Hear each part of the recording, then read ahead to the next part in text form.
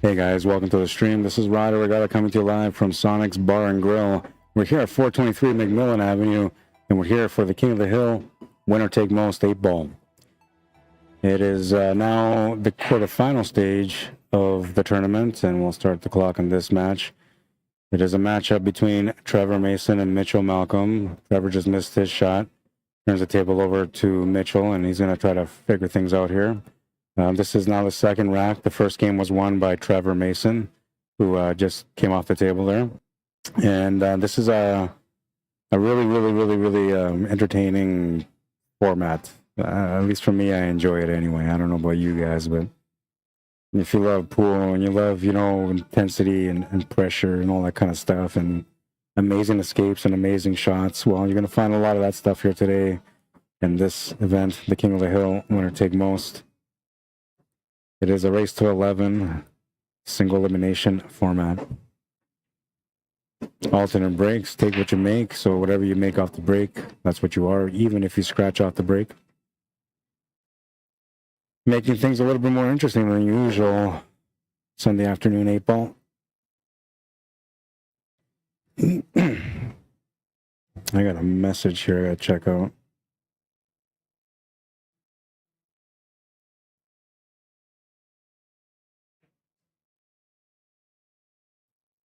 Not sure if I can figure that out for you, man.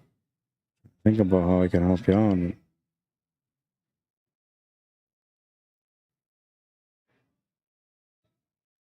The Predator jump cue comes with a carbon fiber shaft, correct?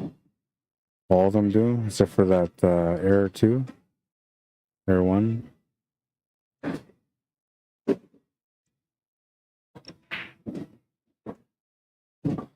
This guy's saying that he damaged his shaft on his jumper, BK Rush Red jumper.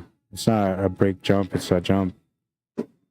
Wondering if he can fix that, but if it's carbon fiber, I think the only way you can possibly fix that would be with the foam filling that they put inside, right?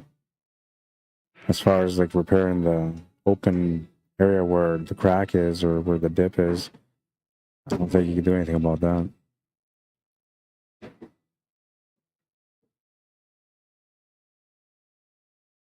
And I'm assuming because you broke it, like the lifetime warranty probably doesn't apply.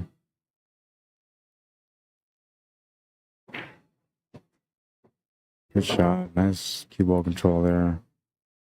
Now he's just got to go forward here. The line is taking him to just slightly to the left of that too. And if he draws, he can get over to that right side. No, gotta watch out for not just a scratch, but getting hooked behind the 7 or the 4, which he ended up going too far, and he just avoided the scratch, but hooked by the 7 for sure. He'll get a chance to take a jump shot here.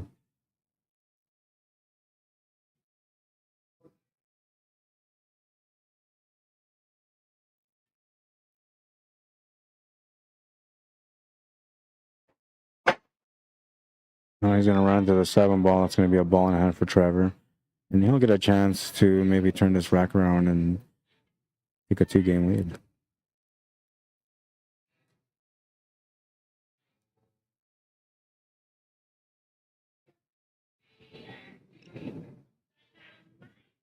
Oh, they're playing some AC/DC right now. It makes me want to jam out. Sunday afternoon music, you know? Get your groove on.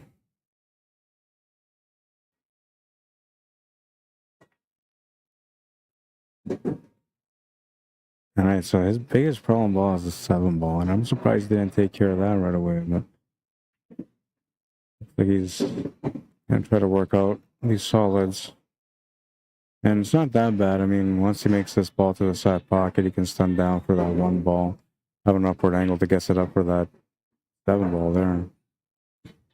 Now, if he takes this 3 ball, he's gonna have to find the shot on the 1 to the top left corner with a follow-through angle for the 7 ball.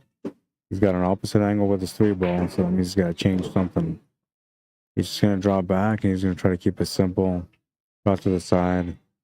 I'm assuming he's probably not going to play this soft, that he's probably going to hit it with some power. And I'm thinking he might even want to take a run at the 7 ball. Yeah, he tried to do that. Just missed the contact with the 7 ball, and that's going to get him into a trouble situation. bank option is the only option there, and I guess the safety would be another option as well.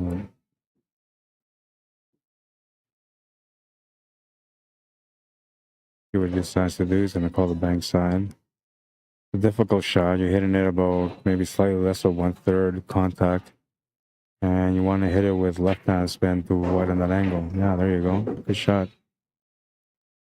Oh man, but then he scratches the cue ball. Just unfortunate on that one.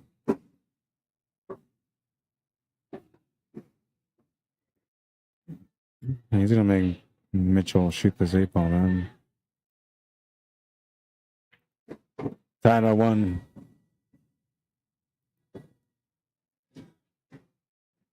Oh yeah. Forgot this is for the final matchup.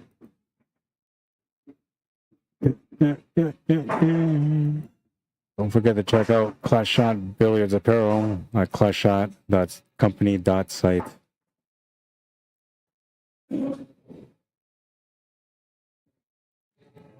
Locked and Loaded, you can find them on Facebook under Locked and Loaded.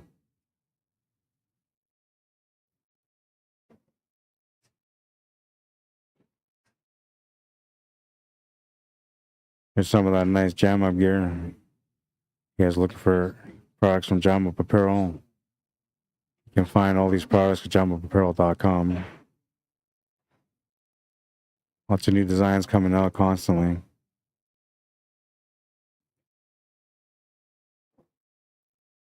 Moving into rack number 3 in this tied-up match. Long ways to go. It's a race to 11. And we're doing take what you make off the break. So what that means, by the way, this includes even if you scratch off the break.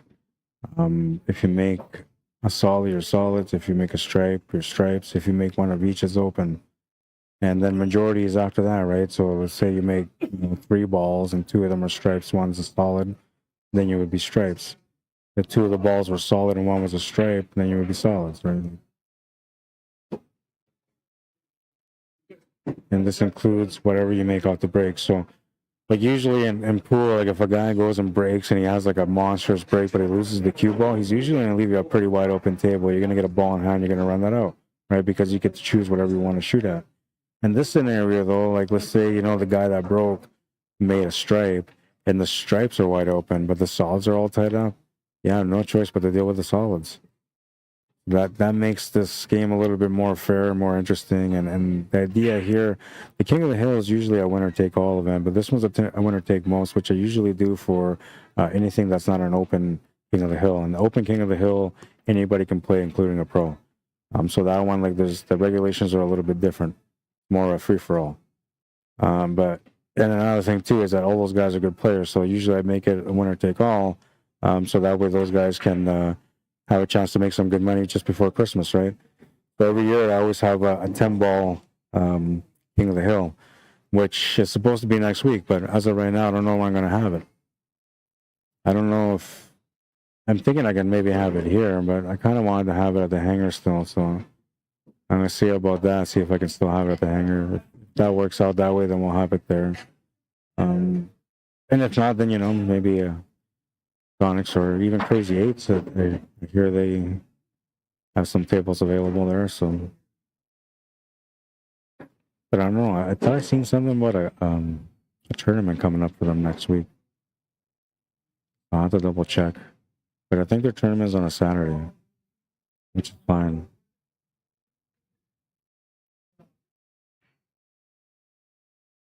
Yeah, but the King of the Hill has usually been like a single elimination, winner-take-all format. So then the way I look at it is like for the Open anyways, we usually do like a race to 13, sometimes race to 15. And every now and then, like on the slower game, we'll do a race to 11.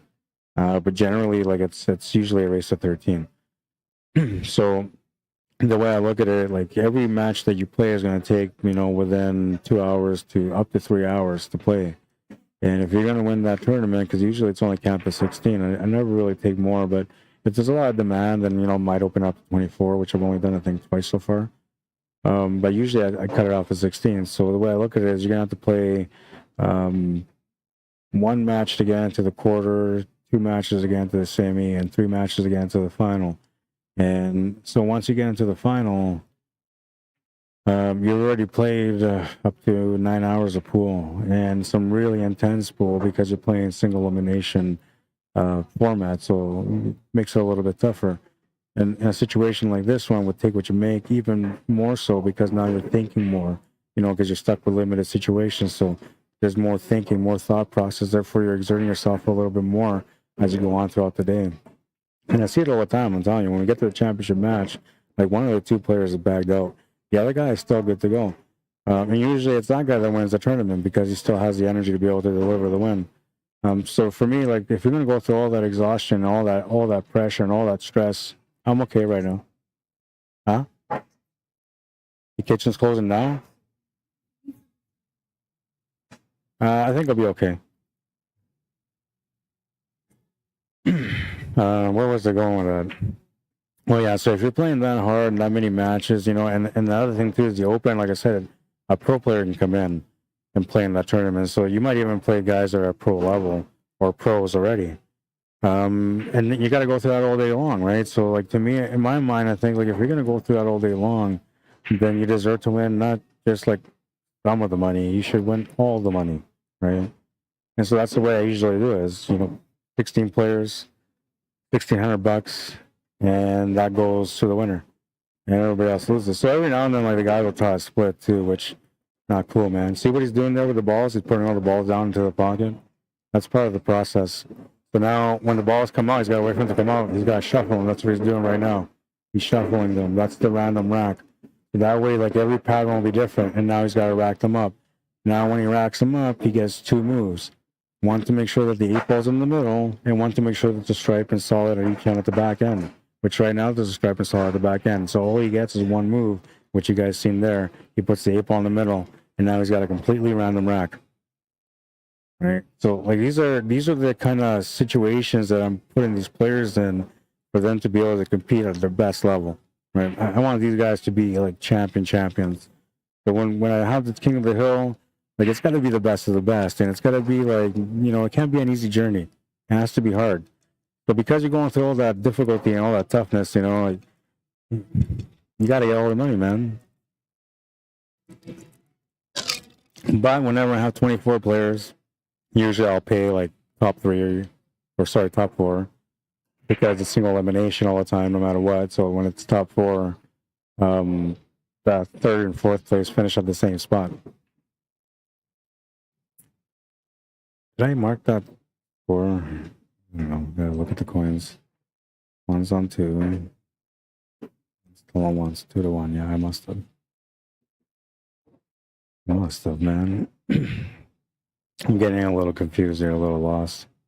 Not a good sign. But, you know, good for you guys, obviously. Usually I got my best game going that way. Hang on, I gotta update a score here. You won 11-7? You still owe me your entry, man. Oh, yeah. Hang on.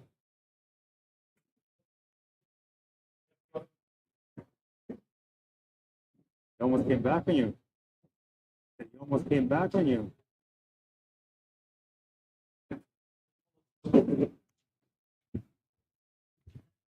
All right, so then on table 2, like on the right here, we're going to have a matchup between Mike Handy and Kim Del Soria. You can see here, Mike Handy is just warming up right now at this table.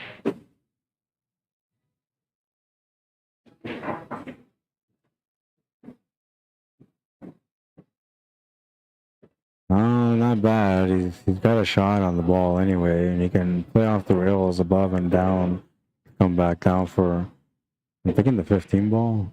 Oh, he's going to play that with inside spin. And now he could have maybe got there still and made the shot. The reason why he missed the shot is because he put way too much side spin on it. And if he was going to put that much side spin on it, then the contact on the object ball had to be a little bit thicker. And for him, he hit it kind of the same way, but with more spin, therefore making him miss the shot like he did. Now, if he would have played that with left-hand draw, could have made that to the corner, bottom right, played off the side cushion, top cushion, left side cushion, and come back down, which would have given him a shot at the 15 ball, I think.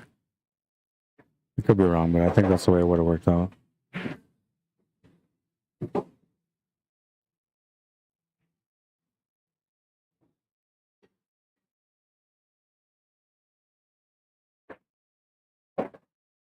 Gonna miss the shot. And we have 3 out of the 4 quarterfinal matches going. 2 of them are going to be here on these TV tables, and the third one, I think I'm going to put on that TV table also. Even though I don't have a camera set up in front of it, but I can pan my camera over to it. So we can still catch the action from there.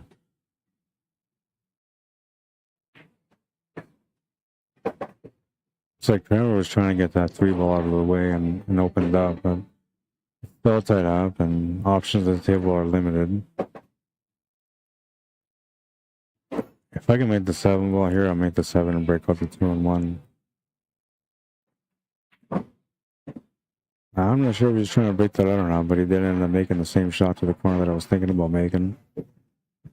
You know, he's got a tiny bit of angle on the 6, but not a whole lot. Needs to make something happen for that 2 ball and 1 ball still. Oh, he's gonna rattle the 6. 6 is gonna block the top right corner on the 8 ball now. So his opponent has to try to come up table and needs to find a way to get behind that 8 ball. Meaning on top of it. Because then he can make the shot to the corner or side.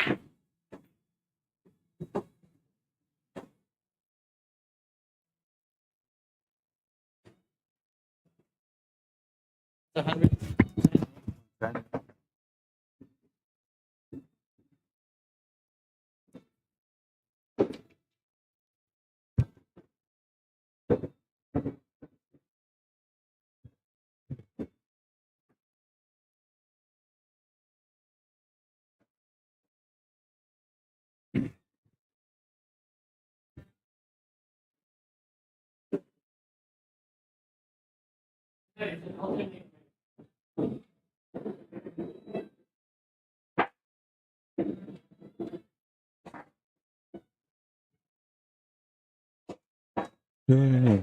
Let's go through the bracket here.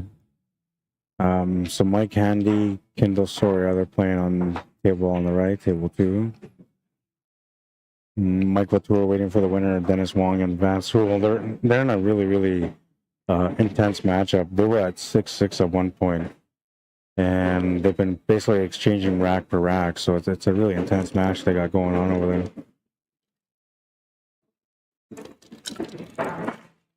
And then Trevor Meaches is playing against Hui Chung. They're playing on a table further away.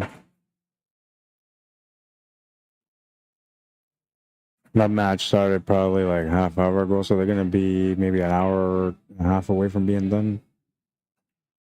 If it's a one-sided match, maybe sooner, but by the second round of the King of the Hill, when you get to the quarterfinals, usually all those players are players that can handle their weight.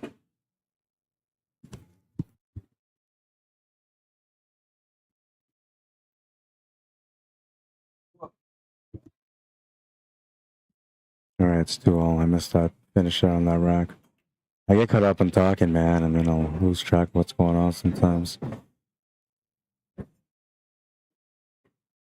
All right, so we're at 2-all.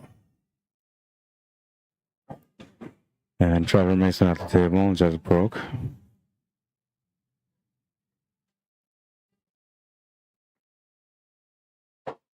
Wearing the Pantera Legacy shirt. Makes the 1, has the option to make the 2. I believe you can, that's all you can do, not the 2, the 4 ball, I mean, sorry. I believe all you can do is just do something with the 4 ball here. I don't know if that 3 goes. It doesn't look like it does, but, you know, because it's a valley table and a little bit more forgiving, he might be able to squeeze it in the pocket. I just don't see it. And he trying to drive back for the 2 ball. He was just folding that 2 ball setup. I don't think this is the proper setup, so he might just take on the 3 if it goes, and if he doesn't feel comfortable with that, then I guess you gotta take something different. Trying to make the 6-ball on a billiard play, and fortunately for him, he's missed the shot. However, he's locked the pocket up, so it's not a bad thing.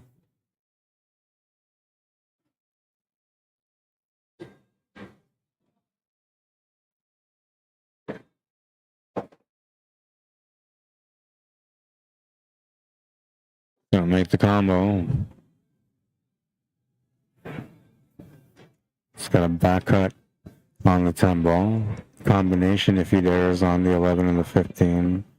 And a somewhat straight shot on the 9 ball. But making the 9 ball will take it nowhere, so he's gonna play safety. And I like this, man. This is smart, you know. You have a chance to be aggressive, and you know, instead you decide to be conservative and smart, and you put your opponent in a bad spot. And I gotta go find out what happened with that match. I'll be right back.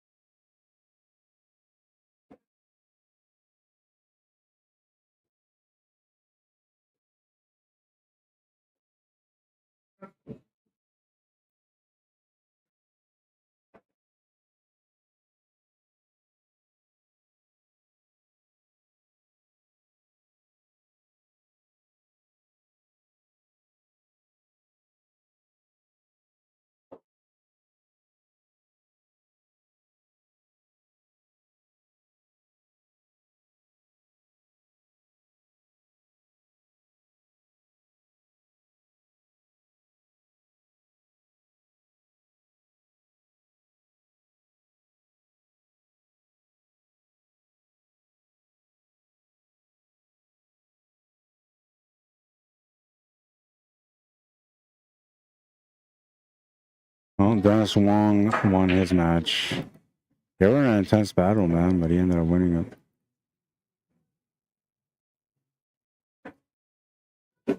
So he's going to be playing against Mike Batur, and they just started their match already. So all quarterfinal matches are now in play.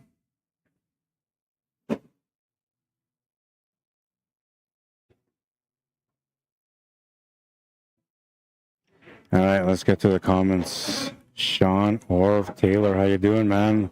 It's good afternoon, Rod. How you doing, Sean?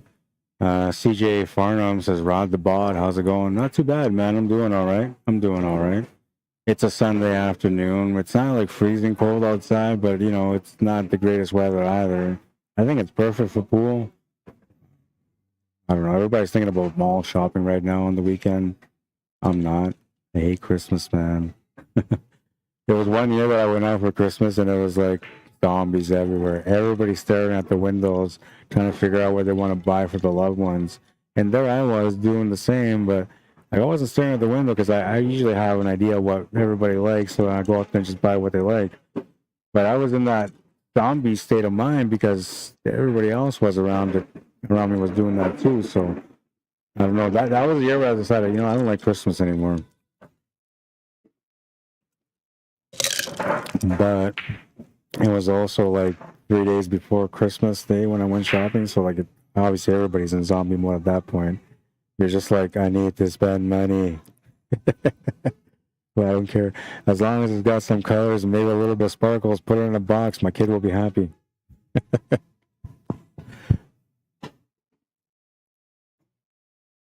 Is there a bracket online? Yeah, so there is. I'll share it for you guys here. I did that earlier as well. So Facebook. Here you go, Facebook. There's your bracket. We'll pin it too. Might as well just pin it. And YouTube, you're probably wondering, yeah, I want to see the bracket too now. Here you go. You get the bracket. You get the bracket. You get the bracket. All right. Let's see what else we got. Blaine Herzak, how you doing? It says, where is this being played at? This is SONIX Bar and Grill, located at 423 McMillan Avenue here in Winnipeg, Manitoba. It's near downtown Winnipeg, like right by downtown Winnipeg, but it's in the Osborne area near Confusion Corner. So if you're from Winnipeg or you've been around Winnipeg, you have an idea where that's at. If you're not, once you come to Winnipeg, if you ever come to Winnipeg to visit, you want to come check it out, it's right next to Confusion Corner. That's all you gotta say. Where's Confusion Corner? And then you'll see the sign, SONIX, will be right there. And they call it Confusion Corner for a reason, so make sure you follow the signs. Call a friend if you get lost. I tell you, man, they call it Confusion Corner for a reason. Trust me. Brenda Mayo says, go. Trevor Mason, go. All right, and on YouTube, we're chilling like a villain. Everybody's quiet and just enjoying the scene. All right, I'm good with that. 2-2 is what I had on the score, and it looks like it's still the same score. Somebody's on 3, though. Who's on 3? I guess I'll find out after this. It's because I walked away to go find out what the score was on that other match.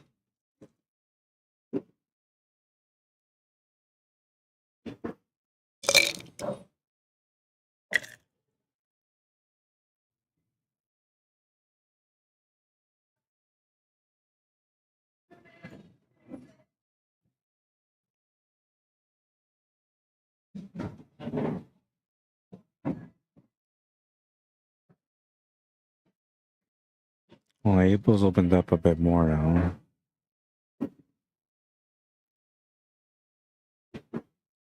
The shots available aren't that great. He's gonna have to go around 3 rails on this one. And he tried his best, but he ended up running into those stripes. So had he made that shot, you know, he might have still run into that. That all depends on what kind of spin he would have put on that shot. Which, for me there, I'm probably putting like a 5 o'clock spin, and I'm going all the way to the edge of the ball. And the stroke will be different. I think it wouldn't be much of a punch stroke. It would be more of a follow-through stroke.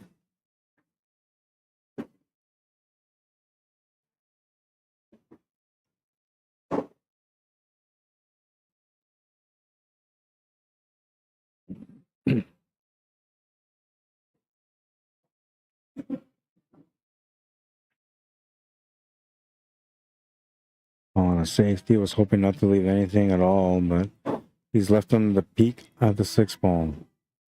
At least the right side end of that ball he can hit. And he also did something with the 1 ball. Well, he's going to call the bank corner. It looks like he might be able to get by that ball enough, but he's going to have to spin this one in if he's going to bank into that pocket. Cue ball's going to get out of the way for the 1 ball, and the 1 ball is going to block the bottom left corner. That's going to increase the chances of Mitchell Malcolm coming back to the table. I'm going to say that Mitchell is up 3-2 right now. I could be wrong, but I don't know. I think that's his side. Pretty sure he's running the right side of the table. I'm going to go with that.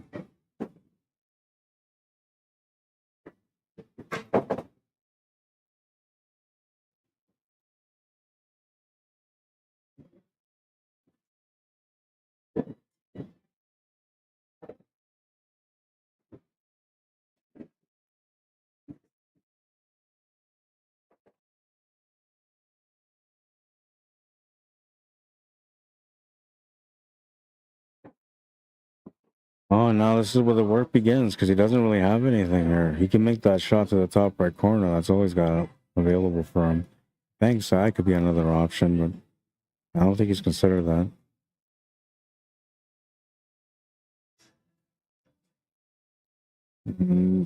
I guess you can try to play safety. So if I was going to play a safety, the first thing I would look at is to see if that, can't see what number it is, but I think the 12 and the 15 are lined up to the 1 ball. If they are, then I would play that combo into that and bring that cue ball to go up table towards where that 8 ball is, and that would be the perfect safety. Because then the combo will make that 1 ball, and then taking the cue ball up towards the 8 ball would have given him the blocker. And now he would have made that shot that he could make, and unfortunately for him, he's going to have to deal with his table again. This time he's got less options. Going for the bank corner. In it to win it, he says. Oh, yeah, I think it might have gone, but the double kiss is going to kill it. And he's going to turn the table over to Mitchell. Mitchell will look at this table. I'm thinking he's going to have to start with the 7 ball.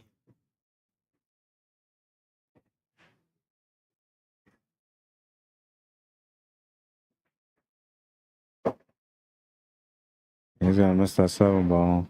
He popped up on the shot a little bit, but the shot itself was a little challenging, and he's going to come up short.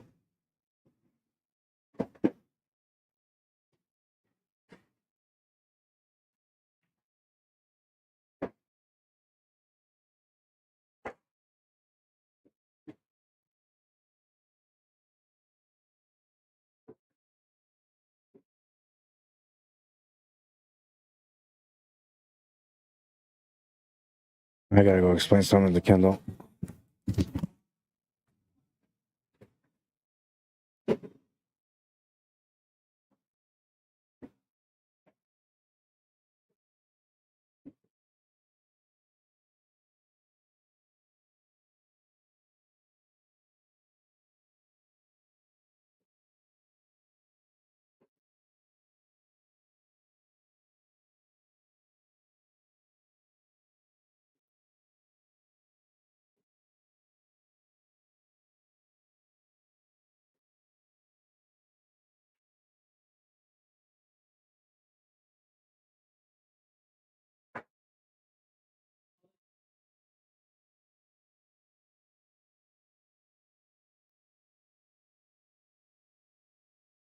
Okay.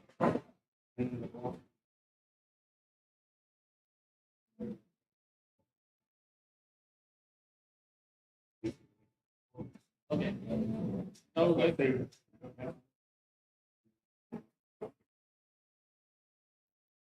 Did I mark it again? I don't know, I'm just explaining because I watched it, right?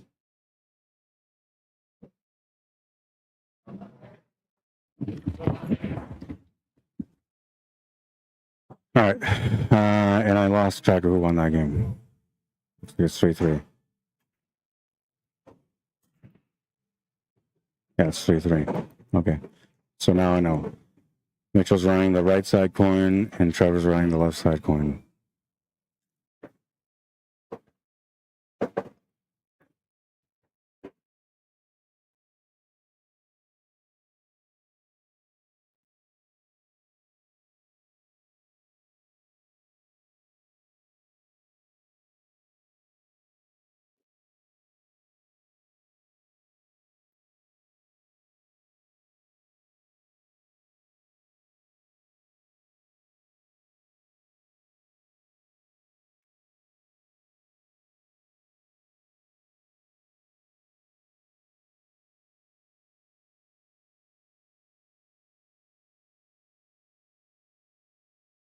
Gonna bobble that 7 ball in the pocket, but it's gonna go in. The 8 ball goes down towards the corner, which is gonna make it a little bit easier for the finish. Now he's taking that shot on the 6 ball.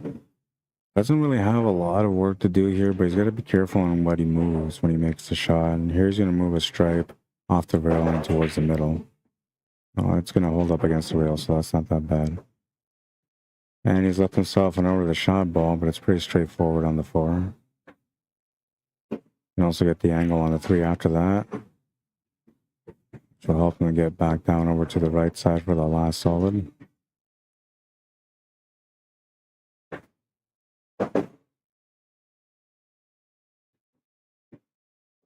For the perfect window, it's a small one, but if he finds that window, he'll have the finish on the 8 ball as well. And I'm not sure if that's going to work or not.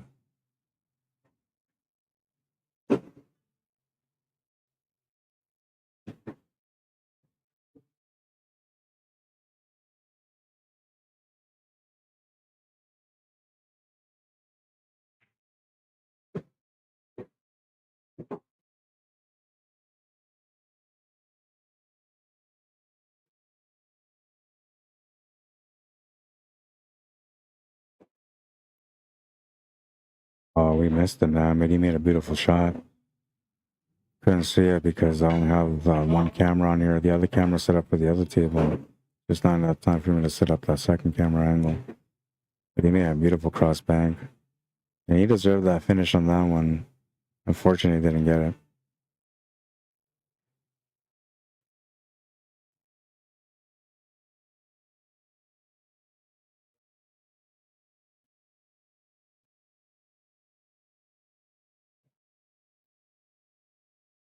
Tom with open up.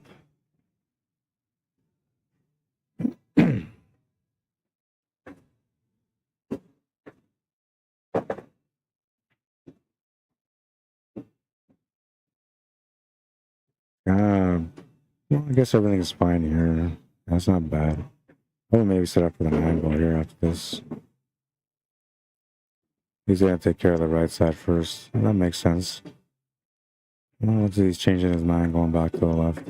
Either or, it doesn't matter. But he's got a really nice lineup here for the side pocket and air control on the 15. Any angle he wants. Set up for the finish there. And now here, I don't know. I'm thinking I want to play shape for the 9 ball.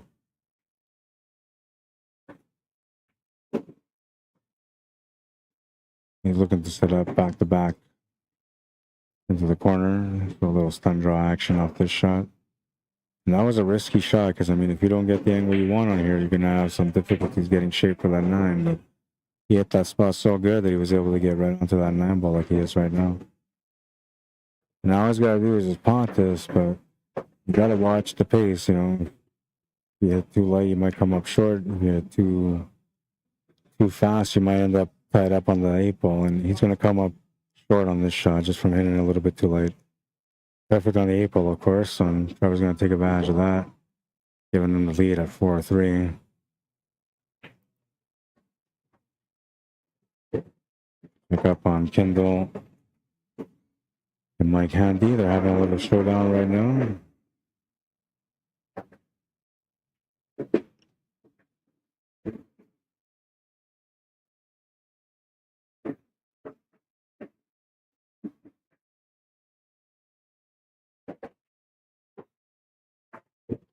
Kindle wins that game. Balls get scrapped.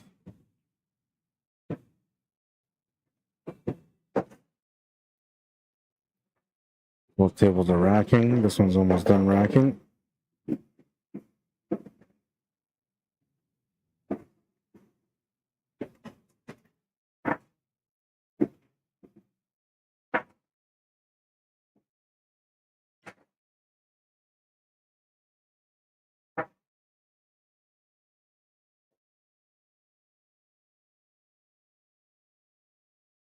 Rack number 8, and Mitchell's gonna smash the rack, but I'm not sure if he made a ball. I don't think he did.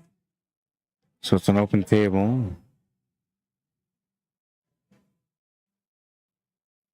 Trevor's gonna be limited to, I believe, just the stripes, which really aren't that bad, all depending on what happens with that 15 and 10 ball, if they're wired to the pocket or not, or if one goes to a pocket and the other one becomes open after that.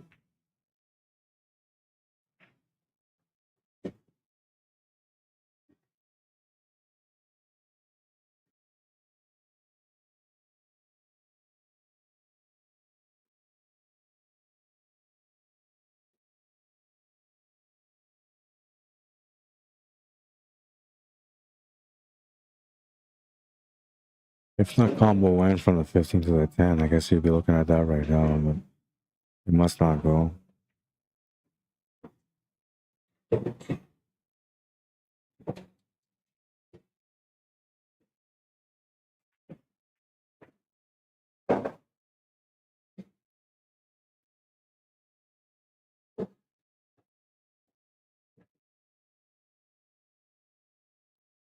Now, Mitch has an interesting table on this one here. It's not easy. There's a lot of work here. A lot of positional work, a lot of breakout work.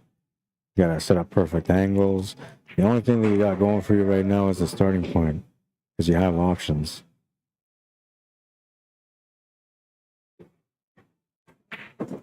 He's gonna try to simplify the table a bit. Taking care of the 5 ball. I think he was trying to get into that 4 and 2, but that's not gonna happen.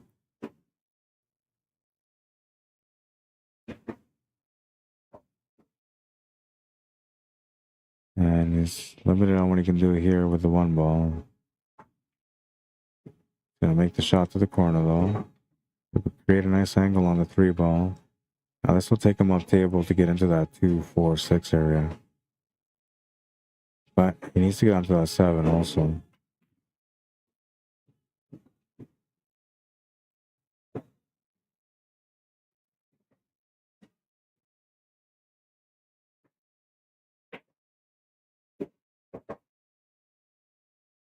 Oh, he's gonna get onto that 7 ball the hard way. He's on top of the 8.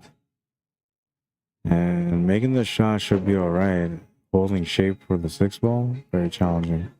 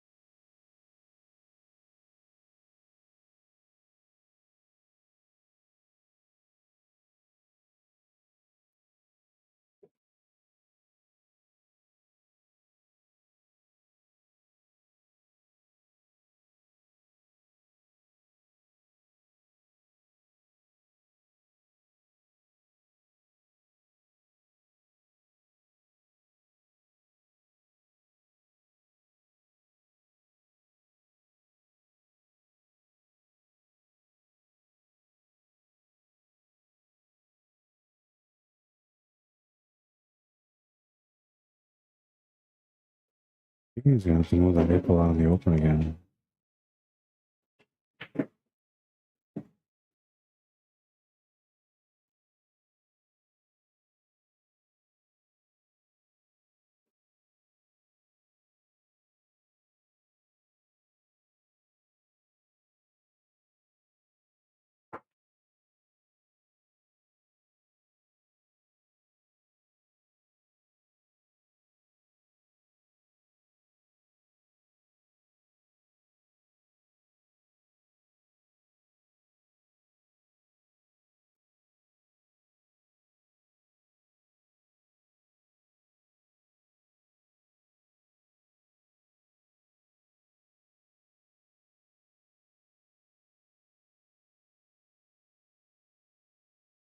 What he's gonna do with this 8 ball?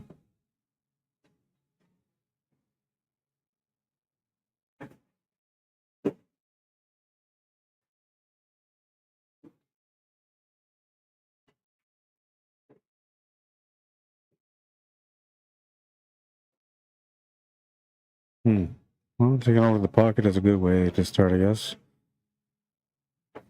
Gonna give you a chance back at the table anyway, because the only ball that would kind of get past that 8 ball would be that 6 ball, but he's gonna shoot that 6 ball right away. So not a bad play.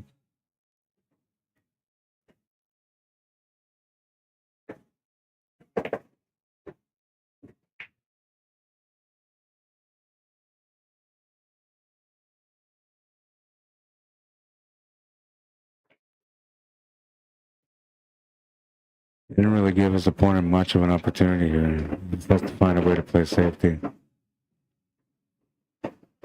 Oh, that 6 ball went. Wow.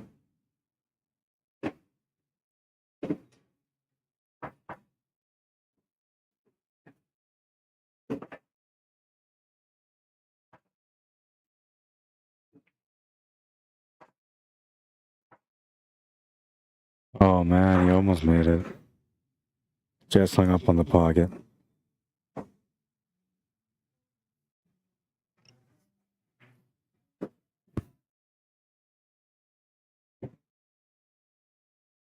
Five to 3.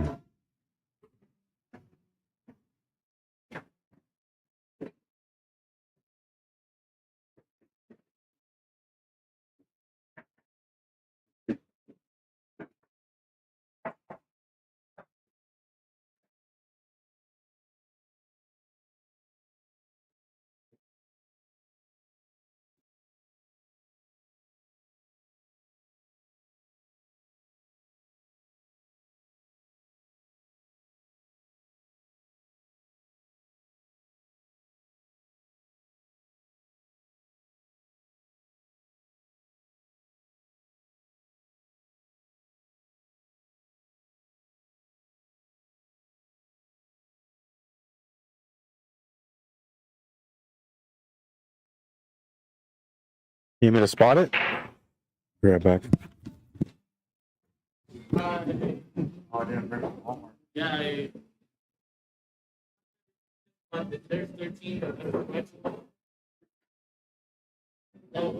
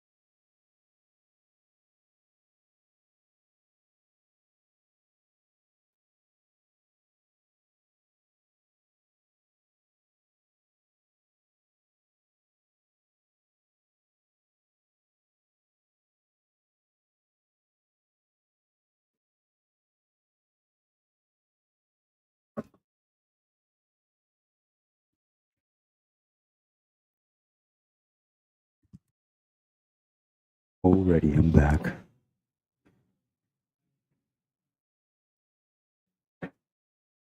Tammy Gaudry, welcome to the stream. Anita Louie, how you doing? Punchy DeJarlis, Ryan Pittman, welcome to the stream. Warren Man says, why are they dropping balls in the pockets after a game when you just have to pull them back out? So I'm not sure if this was an old comment or a new comment. I'm going to go check on my computer. That'll tell me, I guess. Because I might have already explained that. Oh, that was just 2 minutes ago. Okay. Yeah, so Warren Man, the rules of this King of the Hill, winner take most, are take what you make and random rack. Right. When it comes to the breaking, it's take what you make and random rack. And take what you make matters like big time because it's take what you make even if you scratch off the break. So the reason why they're putting the balls down like they are is for the random rack. Because the balls don't go to the chamber, they come to the back end where you rack, right? So when they drop down to that end, then what you're gonna do is the player that's coming up the rack, they're gonna shuffle the balls without looking at them, right? With their hands, they're gonna mix them all up in that chamber, and then they're gonna bring them up and put them on the rack without looking. They're just gonna put the balls in the rack. That's it. Then they get 2 moves. 1 move to make sure that the 8 ball's in the middle, and 1 to ensure that there's a stripe and solid at the back ends. As long as that's there, then you're good to go. So the moves that you get are up to 2, but that's only if you need them. So let's say that you rack the balls, you bring them all up, right, random rack, and when you look at the rack, you see that the 8 ball's already in its spot. Well, now you only get 1 move because you have to make sure there's a stripe and a solid at each end at the back end of the rack. Now, if you look and by chance you happen to get the 8 ball in the middle, and you happen to have a solid and a stripe in the back, well, then you get no moves, right? So the rack is completely random. There's no moving anything around, you know, and so the random rack makes it difficult for players already because now you can't pattern rack. A lot of people are used to racking the patterns the same way. And so whenever they rack the balls, they're always getting kind of sort of similar, the same split. And they kind of, you know, they're used to it. So when you take that away, when a player can't set up the rack how they want to, but they have to set it up on a random order, now there's no way that the player can have an edge on the other player when they're racking. Now it just comes down to the better shooter, right? Because it's all about what you make off the break. Now, there are some ways that you can sort of limit what you make off the break by looking at the rack and seeing what it's set up like and then changing the speed on your break, right? So hit it softer, hit it harder, maybe you get a different result. But generally, the random rack's going to give a lot of troubles to the pool player, especially if they're not very good with cue ball control. So that's what makes it fair, right, is the random rack one. Take what you make also makes it fair because with take what you make, now like you're stuck taking a pattern that normally you may not have taken, right? So let's say you make a stripe and now the stripes are all tied up. Well, usually in a regular tournament, you would just shoot the solids and get out. And now if you don't get out, it doesn't matter because your opponent, his stripes are all tied up. You know that already. So that's why you took solids. But in this situation, if you made the stripes and all the stripes are tied up, that's your problem. So it makes it more fair for everybody involved. And the $110 entry usually is that winner take all. So the format, like this format originally came from a winner take all. It's being used right now as a winner take most. And it's not bad. I mean, winner take most, we're looking at, what is it, 1,600 in the pod. So what should I do? I guess I'll go 1,000 for first, and then the other 600 will get split up for between second, third, and fourth. Third and fourth should be like 150 each, and then 300 for second. So I think that's fair.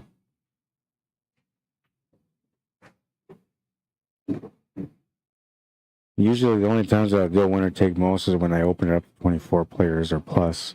And this one was open to 32 players, but there was only 16 players that ended up playing in the end. So by today, the format was already set in stone. So we just played with the format.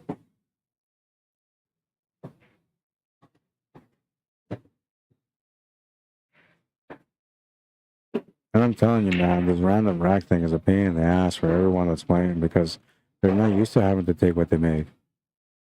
And they're not used to having like the random racks. Every rack is different than the other one. Because usually, like I'm telling you, majority of players that I see rack the balls the same way. And it's considered pattern racking, but they don't look at it that way.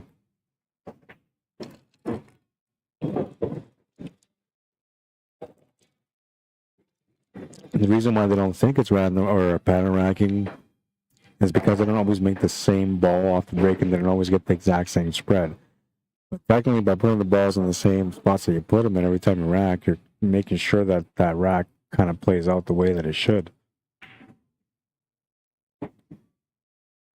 But this random rack thing, man, it's taking them apart and the take what you make.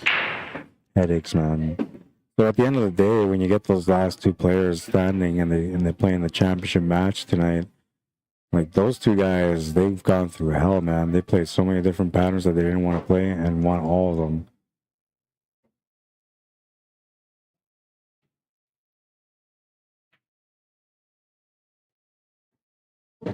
By the time you get to the final, the last two players standing, like those guys are going to have a really good understanding of the rack and how to break according to what the rack looks like.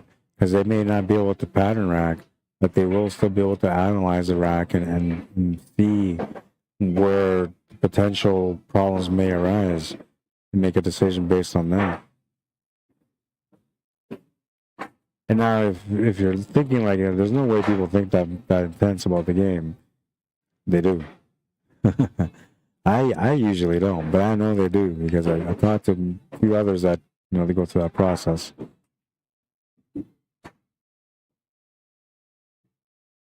And is the score 4-4 or is it 5? Oh yeah, Trevor's on 5. It's 5-4.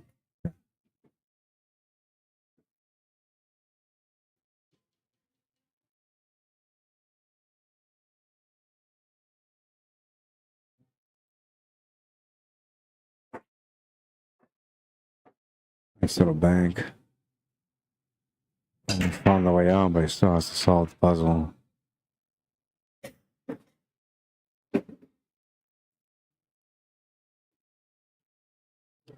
And safety. Create a nice little wall around that one ball.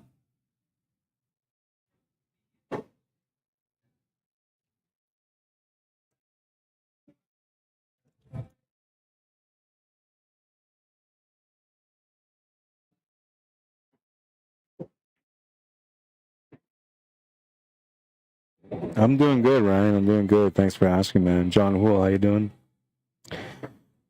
Colleen PC, welcome to the stream. Gary Sellers, what's up, man? Ryan says, run on, Mitchell. DT Laquette. Jello Mags. Warren Man says, the last match I watched, they weren't doing that. They just rolled the balls down to the end and left them on the table for the next racker. Yeah, they're supposed to scrap the balls.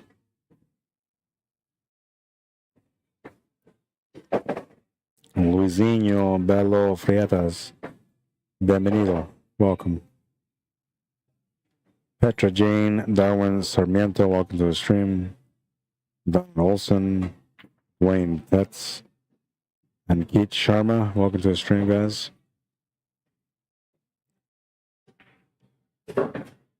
Oh.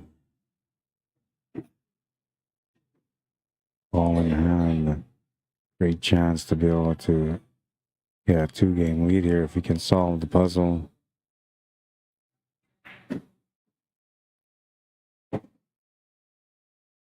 Oh, he's opened up that 13 ball, but there's really no shot available on it.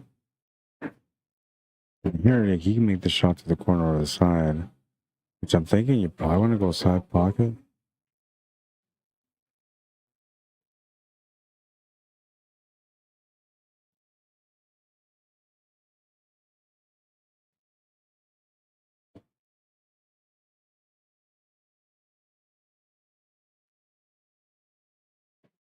All right, so it looks like he was trying to settle for either a safety or a bank corner. Reverse bank corner, that's what I'm thinking he was trying to do. Yeah, that's what he's calling.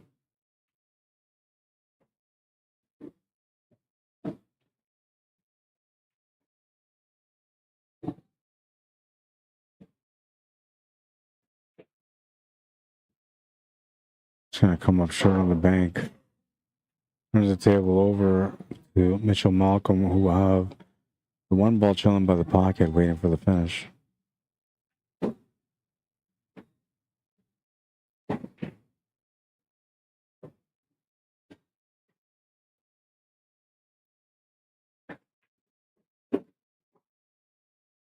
Did you leave that 8 ball hanging over the pocket? Oh, you did. Wow.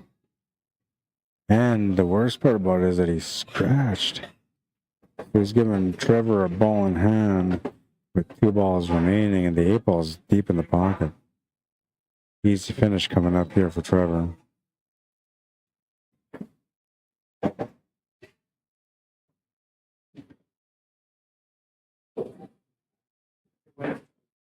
They'll make the 8 and take the 2-game lead.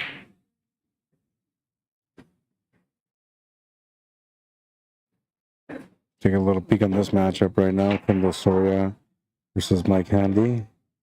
Kendall at the table.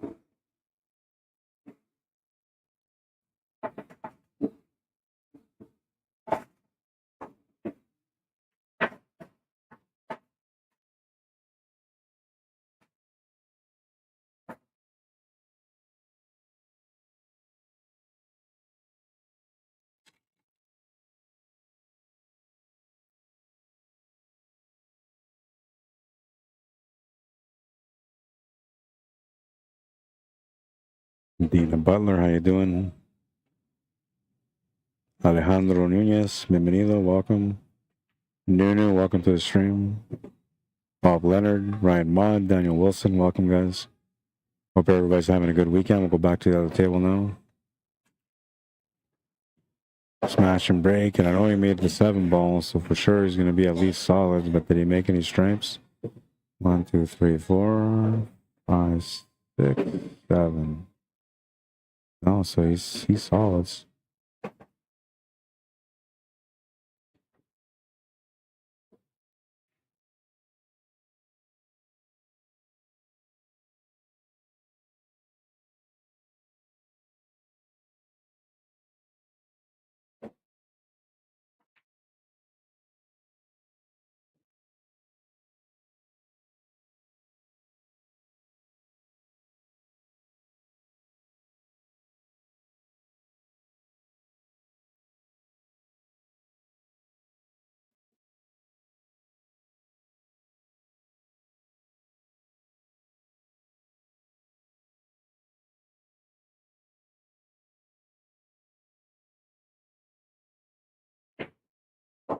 Oh man, nice shot.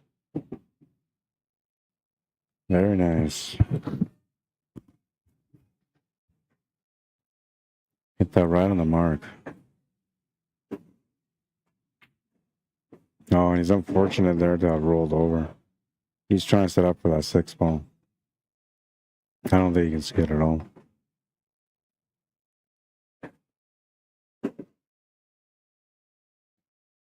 Oh yeah, you can see it. Never mind. This is a nice little bank here, reverse bank to the corner.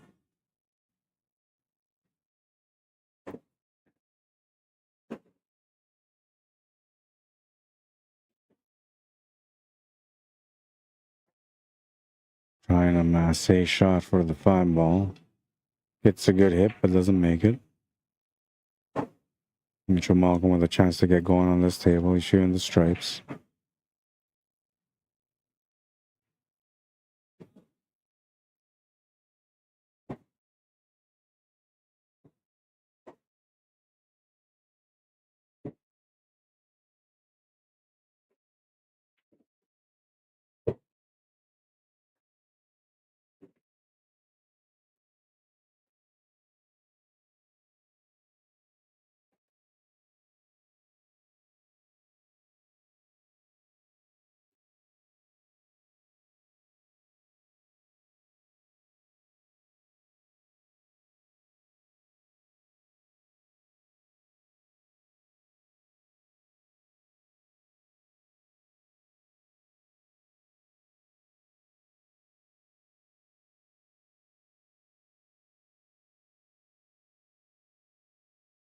Let me get a nice little setup here for the corner.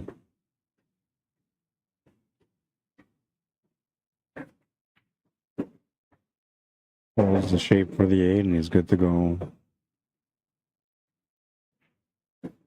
Needed to get that win. Didn't want to get that distance building up for his opponent for the lead. Down by 1 now. He was that close to being down by 3, but instead wins the game. Makes it a 1-game difference. He's breaking next for a chance to tie it up.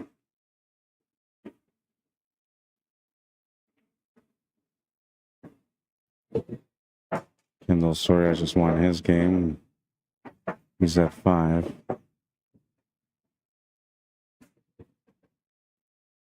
So there's the random rack. Let's come up. You can see that there. So you can look at them as you're putting them down, but you can't look at them in your hands before you put them down. He gets 2 moves. That's it. 2 moves.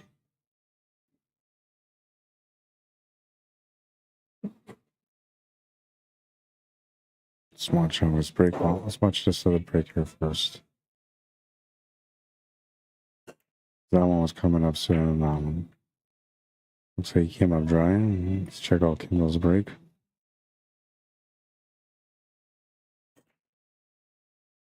Gonna make a ball at the break. I guess we want to see the spread on the table too, right? Decent spread.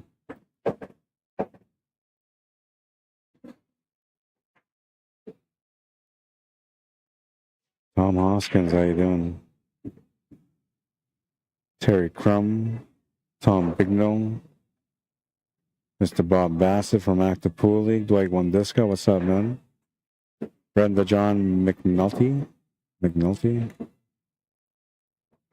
Welcome to the stream. Robert Parker Jr., how you doing?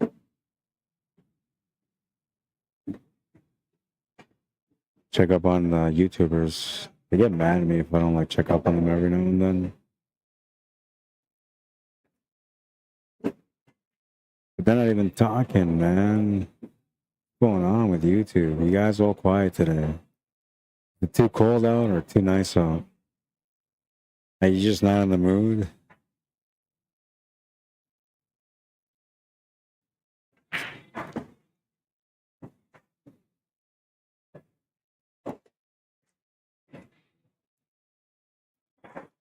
Sunday fun day. Always in the mood for pool, man. Always. I was gonna bring my snooker keys and go shoot some snooker after this was done, but I'm gonna have to go home first, drop off my equipment, and then pick up my cues and then come back. Or I might just take a day in tomorrow and just put in 5 hours tomorrow.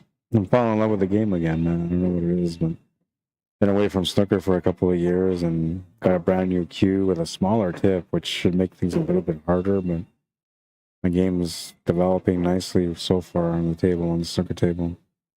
And I haven't really shot much bar box or 9-foot, so I'm thinking that my regular pool game is probably gonna, get hurt a little bit. But my accuracy, my stroke, and my focus are all gonna go up from snooker.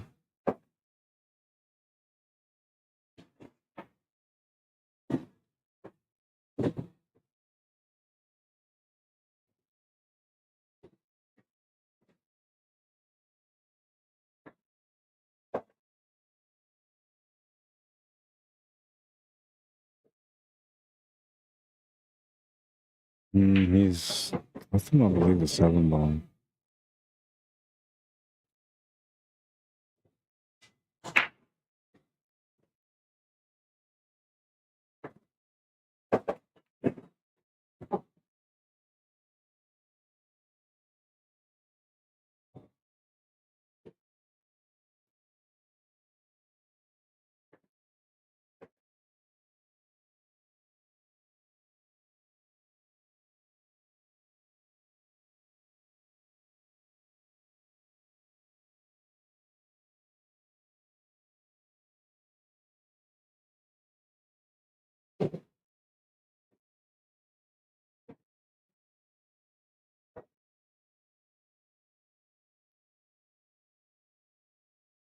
Try. It's gonna be a ball in hand.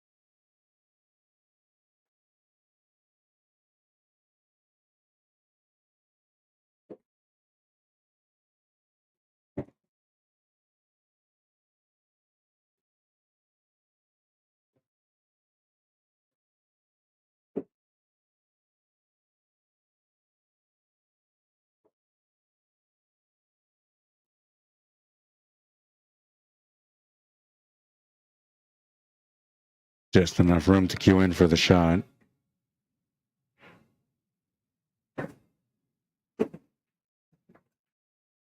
There's always going to be a small chance he's going to run into some trouble. And this might be good for him, depending if he's a banker or not.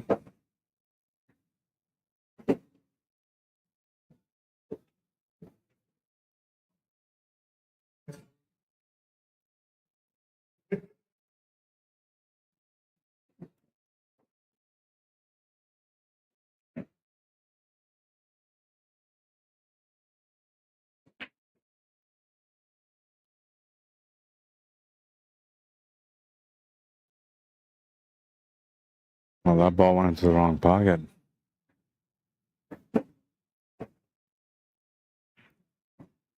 $7-5. A lucky break for Trevor Mason.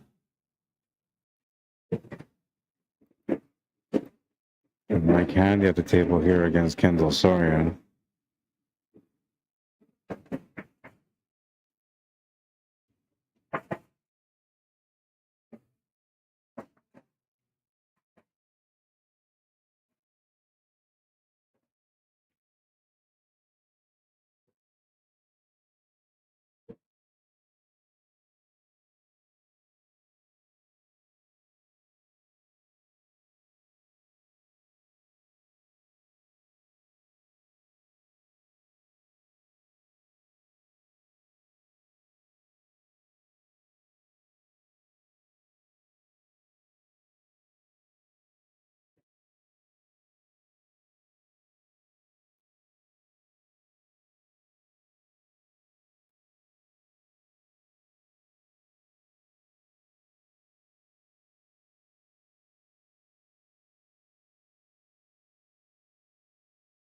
Trevor's gonna make a solid off the break.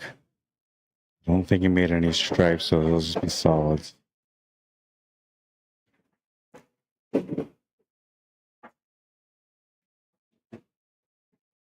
Candy has a pretty good game.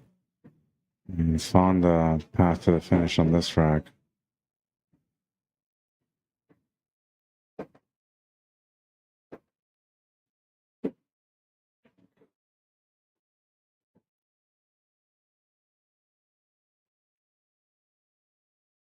Trevor's going to miss the opening shot, but because he's solid, it doesn't matter. He's not left much for his opponent here. Got at the 14 ball, which doesn't really have much of an opportunity except for a corner pocket.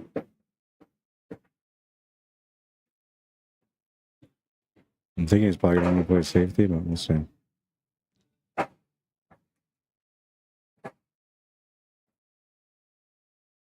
What's up, Shark Stream? How you doing?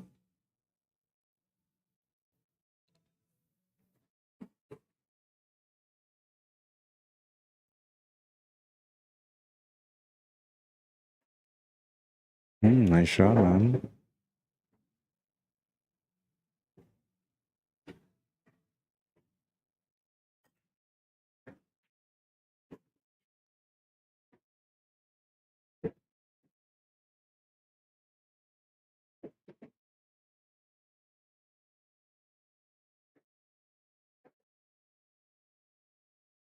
Nice little lined up kick here.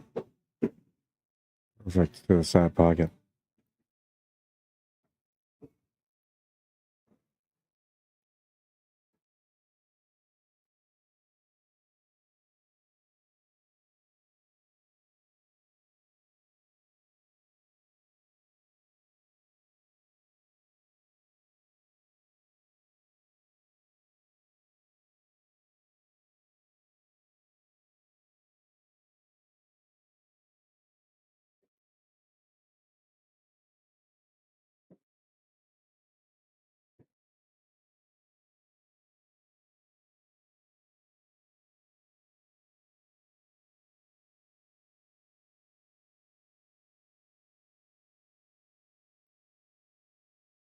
I might have worked out okay. I was wondering how he's going to get that 9-ball out, but he just figured it out.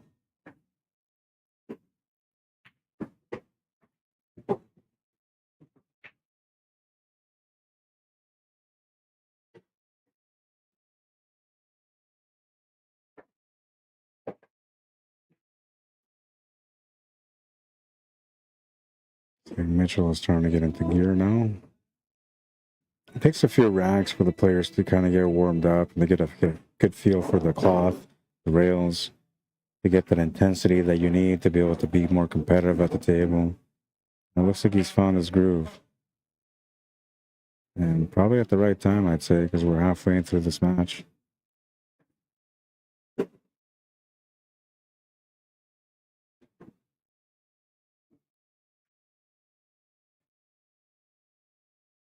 Oh, man.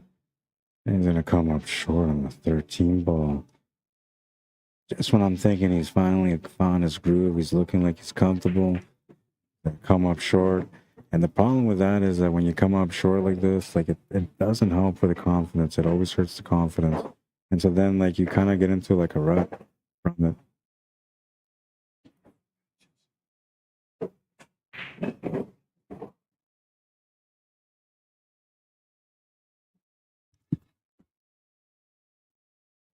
or 75 or 10.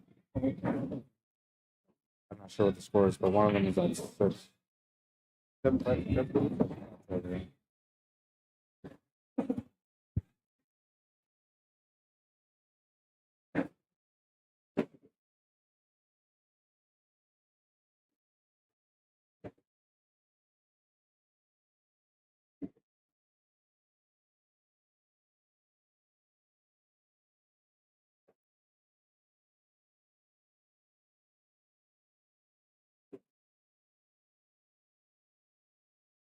Makes it 8-5. He's got a 3-game lead, and he's 3 away from winning the match.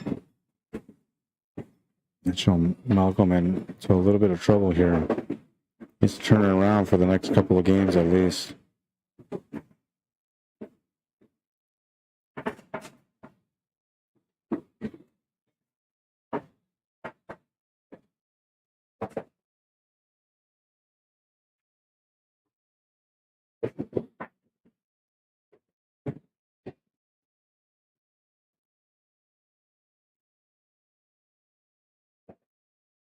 For the balls to come through.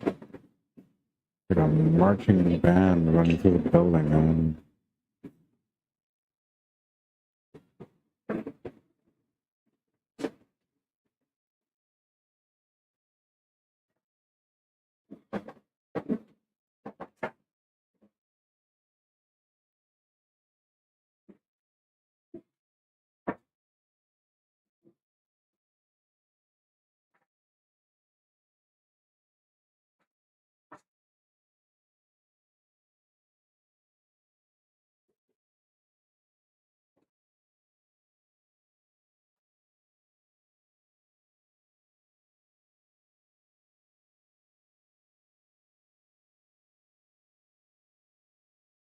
Nice contact on that break. He's gonna make a ball. I believe he made a solid off the break.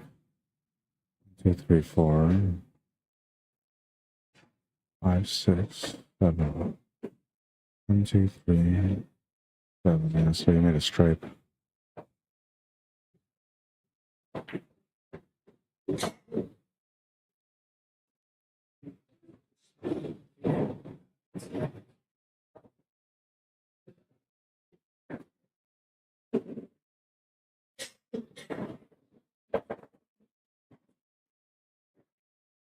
Gonna carve his way out of this puzzle. A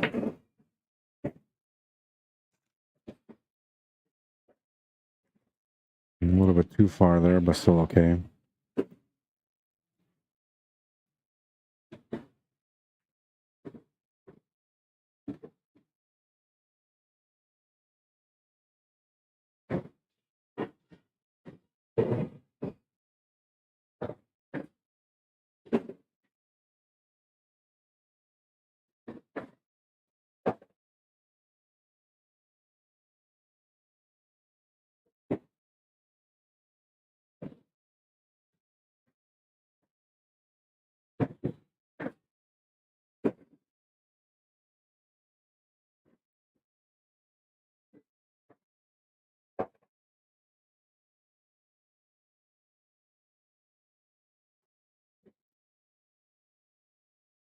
Went a bit too far, but I think he's all right still.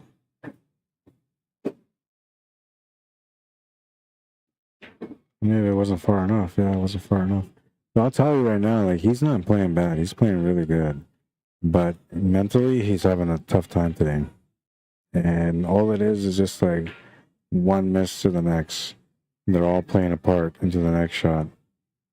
But he's playing pretty good. It's just this finish isn't there right now. And usually when the finish isn't there, it's because you're having body movement, standing up on your shots, or you're shooting too fast, not slowing down enough to look at the table to see if there's other possibilities. Or in his case, they're on the 8 ball. Like, all he had to do there was just make the 8 ball.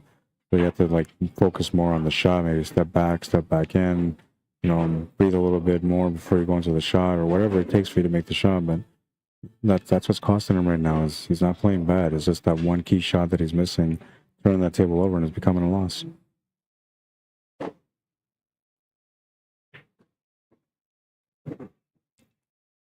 Which is all part of the game, technically. I mean, And when you're at that level where you're not aware that this is part of the process, you get absorbed by that process, right? So you get kind of sucked into it. And instead of like find the ability to be able to get out of that mindset, you fall trapped to it, and then you like stop believing in your game, basically. And it may not feel like you're not like stopping the belief in your game, but you are. I mean, if it affects you and you feel like you're missing everything, when it comes down to every important shot, you're going to miss that important shot because you're going to feel like every time that you have to clutch out, you're not doing it. So next time you get a clutch opportunity, well, you're going to choke it again because that's what you've been doing. So it's a process, and what you have to learn, if you're one of those players that hasn't learned this side of the mentality yet, is that you just have to find a way to like get away from thinking about what the rack means, what you're playing for, and who you're playing against, and just zero it back down to just the shot that you're making. The more that you relax your mind, the better you play. So when, oh, look at this payback, he's gonna give him a rack back on that one. I mean, I don't know, man. Like, it feels unfair, but I'm telling you, like, Mitchell gave up like at least 3 racks that I've seen so far where he could have made that key shot and won, but instead he turned the table over for a loss. So 1 game payback, I guess we'll say. Pool gods are in the house paying attention to the matches. But anyways, going back to the mindset, you got to understand that every pool player out there goes through this. Every pool player goes through their up and downs when they're playing, you know, and it can be like from match to match in a tournament. Some days you're lucky and you get the rolls going with you, you know, so then you don't really feel it. But on the average, most players kind of go through the up and downs on the table, and you may not start off the best at times, but you find a way to like battle up, and you know, maybe you even push your best at the end and end up winning. Or sometimes, you know, you're that player that's, you know, is good right at the start, but then eventually your game falls apart and then you struggle to win, right? A lot of this stuff has to do with mentality, and what it is like this game is about like precision, right? And the more precise that you are making the shot and getting the shape, the better that you feel confidence-wise, the more intuitive that you become at the table, right? Like, you just know, you're more aware of what you can do, what you can't do. Your stroke is on point, so you're making choices with confidence knowing that you can make them. The game just simplifies a lot because of it. Now, what you can't do is just fall victim to this whole, like, oh, I'm missing, I'm playing bad thing. Because that's what everybody does. You miss a few shots, you know, it starts off with one simple shot that you maybe had a brain fart on, and then you're like, okay, well, whatever. And then you go and shoot another difficult shot, which maybe was a little bit more difficult than the last one. And then you go and duff that one. And now you're thinking to yourself, well, I'm not playing very good. And then, you know, you're playing okay on the next rack, and then you get a long shot, which probably is like not even that difficult, but it's long. And then you miss that one too because you're thinking to yourself, like, I'm having a rough day today, right? And maybe I shouldn't be making this shot, but then you take it on because you're trying to find your rhythm, right? And of course, you're not ready for it. So now you miss that third shot. Now, by that point, you're thinking to yourself, okay, I just want to go home. I am not playing good today. I should have just stayed home. I hope this next guy beats me. I just want to go home. And then, you know, you'll play a little bit. And this is the funny thing about pool, is that you'll get into like, I don't give a crap mentality, right? And then you'll start playing, you know, just to get through the motion. And next thing you know, you start winning, and now you want to win. Now you want to play again. And the reason why that happens is because mentally, like, we don't know how to reset, but our minds will always reset at some point. So what you got to do as a pool player is you got to be more aware of these situations where, like, the confidence is not going very good and you're missing shots. Instead of being shocked by it, you try to slow down your game somewhat, right? In one area. You know, maybe like it's staying down after you make contact with the cue ball until the cue ball stops moving. Maybe it's just walking around taking a look where the cue ball is going to go next, right? So you have more idea what kind of cue ball control you're going to apply to the shot.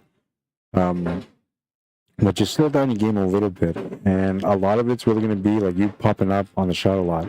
And the reason why is because you have no confidence. So when you have no confidence, like, there's a lot of body movement. Every time there's something difficult, there's a body movement. Anytime you're about to like run a table and feel like you're doing good again, you're going to come up to a miss again, right? So, and like a lot of this is because we have to find a way to like be more mentally aware at the table of the ups and downs that we have, the ebbs and flows, if you will, of the mental game that we have when we're playing this beautiful game that we all love. Honestly, it's crazy. We love this game. It's so tough. Everybody says it's not good enough for Olympics, man. I'm telling you. I played a lot of sports in my life, competitively too. None of them really take the focus and dedication like pool does. Most of them, like, you can have that day where you slept in a little bit, you're still gonna be able to perform, man. On pool, you're gonna shoot well for the first hour or two, and after that, boom, you're done. Pool is an intense game, but a big part of it is the mental. Once you learn the skills and the technique behind whatever shots you're trying to go into your arsenal of shots, and then it becomes all about mental, right? And the more you work on mental, the better you get at the table, and the more you win money because of it, right? And it's hard to explain unless you go through the motions, but I've been in matches where I was down like 6-0, 6-1, race to 7, come back and win 7-6, right? Once you do things like that, you start to understand that, like, mentality can be manipulated for your advantage based on how you deal with it in the moments that it's testing you, right? So, let's say you're missing the shot all the time, 3 shots in a row. The 4th time you say to yourself, okay, well, I gotta slow down because I'm missing shots. And it's not because, I'm missing my accuracy with my eyes. It's obviously body related. So I'm gonna slow down, right? And you'll shake it off, and then you'll slow down, you go back in, a couple of shots in a row, you'll get nice, good groove on it, then eventually you'll come up with a shot that's a little bit more challenging, you'll make that shot. Now, once you make that shot, you're like, okay, well, getting back into stroke, I'm feeling the game again. And that's power, I'm telling you. If you can just stop the madness, reset, get some relaxed control out of it instead, you're going to be doing pretty good. But like I always say, we never talk enough about the mental game, man. And I don't know, I usually do. I usually do a lot. Because I know how tough it is.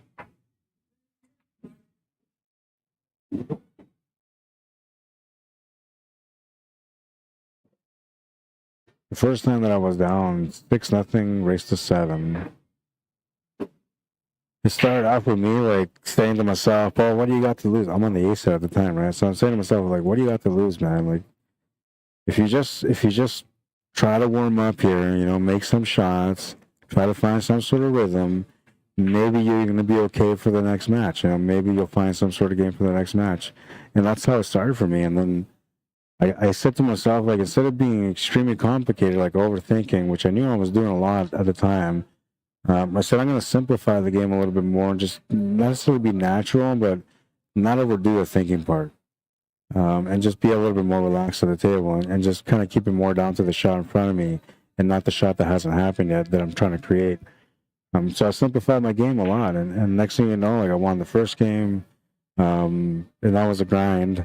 And then I got the break and run, and then my opponent came up dry and I ran out, and then I broke and ran again. Next thing you know, it's 6-4, and then it's 6-5, and I'm thinking to myself, like, okay, well, I was just trying to have some fun warming up, and now I'm here in a position where I can win. I want to win now, right? So then, like, my game faltered a bit for that game because I was trying to get to, like, 6, right, to tie it up to 6.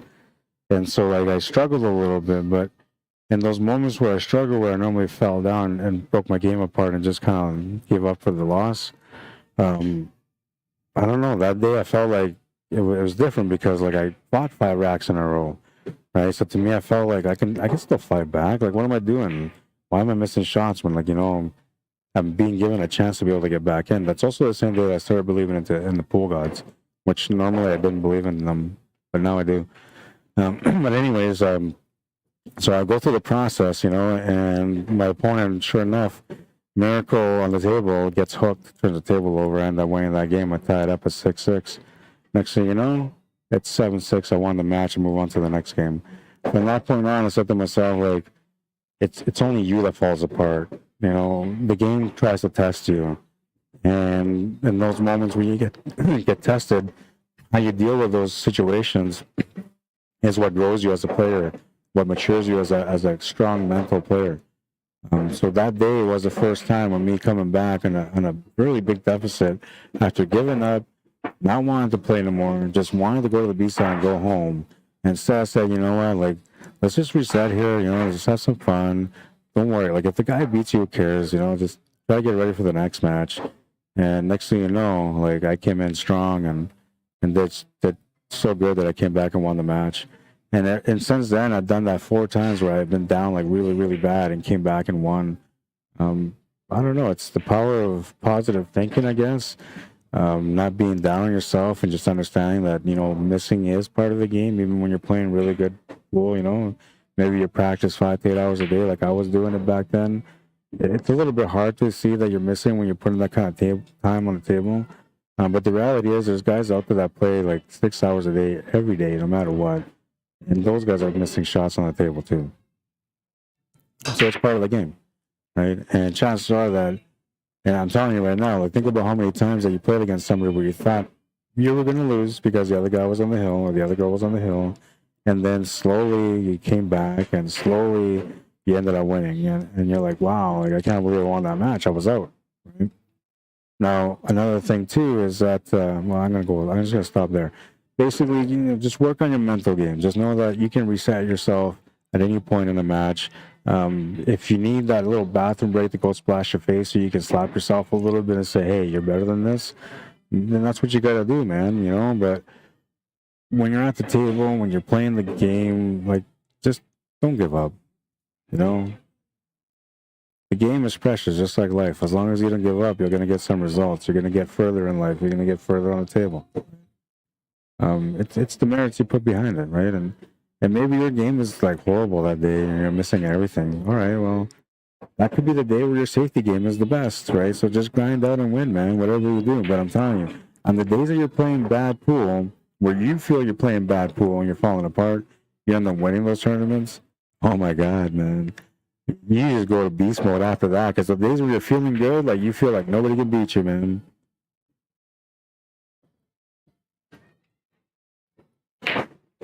And when you're thinking like that, and you have the knowledge and skill to back it up, you play like that. Anyways, mentality, yeah. All right, where are we at here, man? 8-7?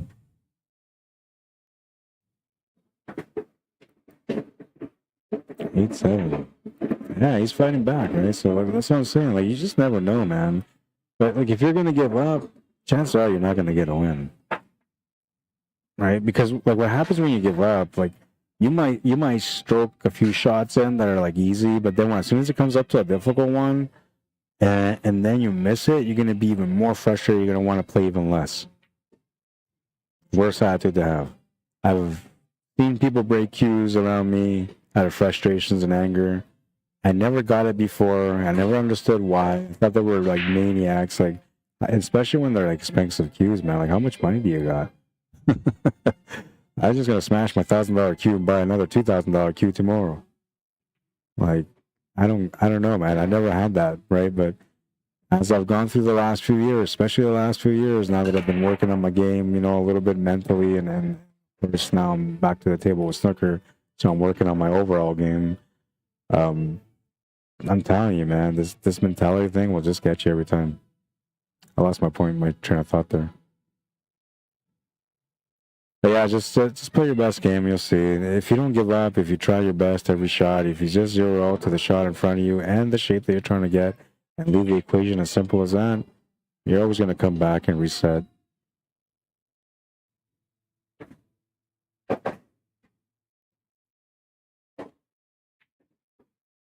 Yeah, this is a frustrating game. That's what I was talking about, how frustrating this game is. This game is a frustrating game. It can drive you nuts. It really can. I've seen people just lose their minds over a loss, man. And it can be something stupid, you know, like they had the table wide open, they played it too heavy, and now they're hooked on the 8-ball. So then they miss the shot on the 8-ball, and they just get nuts mad. They just scramble the table or swipe the table and break their cue, throw a ball across the room, tell their opponent off, you know, whatever they do, man.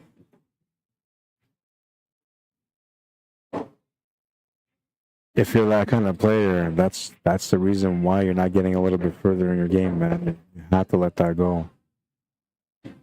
When things go wrong at the table, you have to understand it for what it is and accept it, and then move on. When you do that, you'll play your best game every single time. because you're not getting hooked on it. And this game is emotional, man. I'm telling you. So like, if you miss a shot, no problem. You miss a second shot, no problem. You miss a third shot, and this time was a shot that you thought you were supposed to make. Well, now you're bothered. Now you miss a shot again in the middle of a run out or at the end of a run out, and now you're stressed out. Now you're like really angry. I'm telling you, I've seen the process of angry people, man. But if you just know that this is part of the game, then you just breathe, relax, and just keep going. And that's the best way to go. Just reset down to zero. Go back to the scratch, you know. Find your focus. Find the shot. Make the shot. Move on. Let the emotion part of the game just disappear. And the more control you have on the emotional side of the game, the better you're going to perform in tournaments and wherever else you compete. Or however else you compete.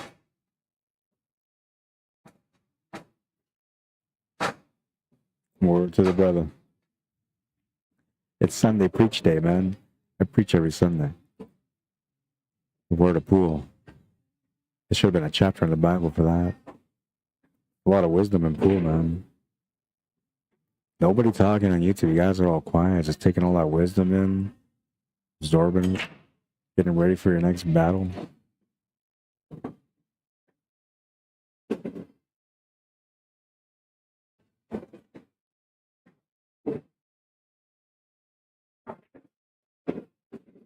All right, he's got a decent angle here now. He can stun over and try to get between that 7 and 4.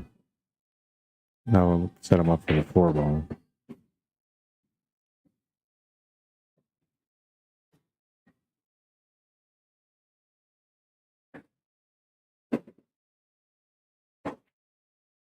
Oh man, I like the fact that he was playing through there because a lot of people will try to slow roll that and then usually miss it.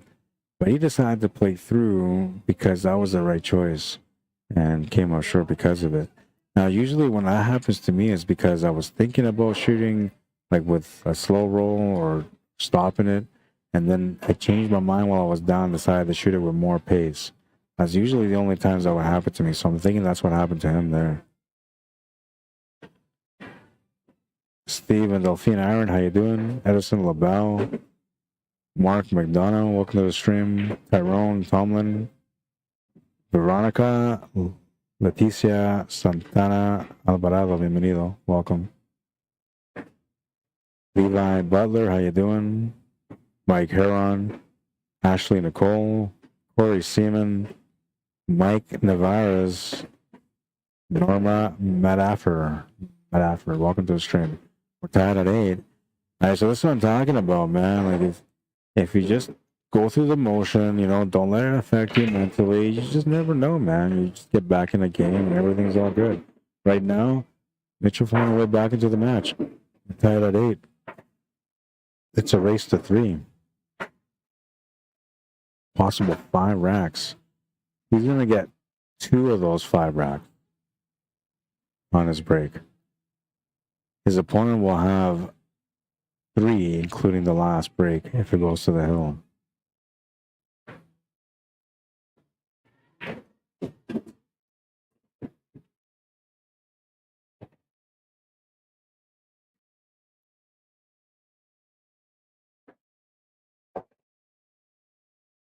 Some of those matches that started earlier are still playing. These matches start a little bit later, but they're going pretty deep into this match already. I think Kendall's sitting at 8 wins right now, too. I'm not sure what Mike Handy's at, but I can see one of the coins sitting at 8, and that's Kendall's coin.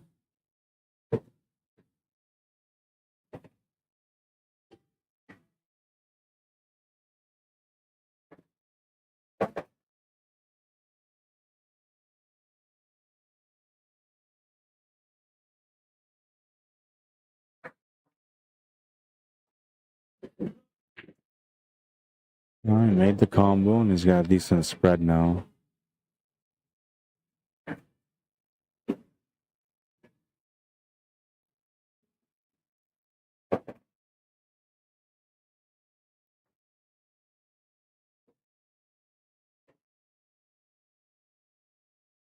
I think he's trying to decide between taking this 2 ball or taking the 3 ball.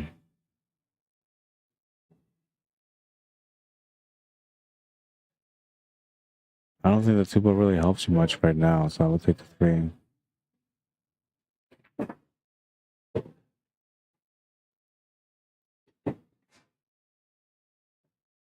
And he's got to be careful here how he sets up. Small room there for getting into some trouble.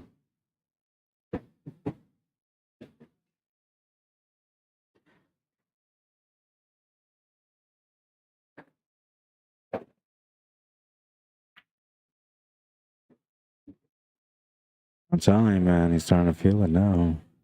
He was feeling it in the last couple of racks too, but still had a couple of shots that he missed. But the way he's shooting right now, the way he's looking at the table, like I can see his confidence is there.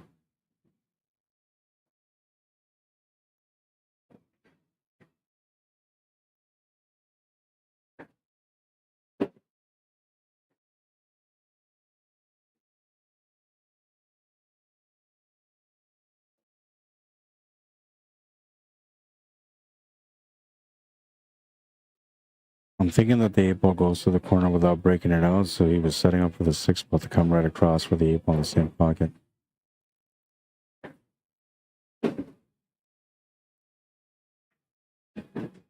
Yeah, that's the way he played it.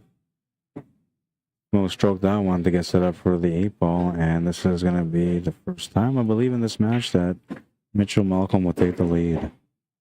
9-8. 2 away from winning after being down for a while. Check out the action on table number 2 here. And we got Mike Handy at the table.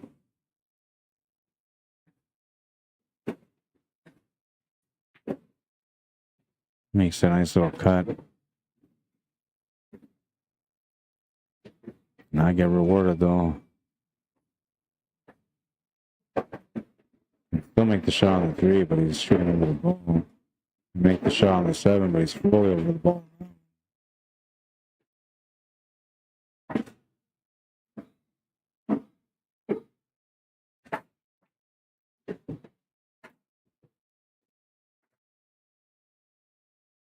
And find out where his point is at.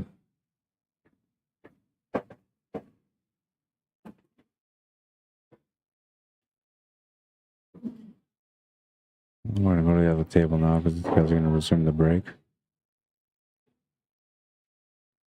Nice shot, Mike. Unfortunate there with the lead.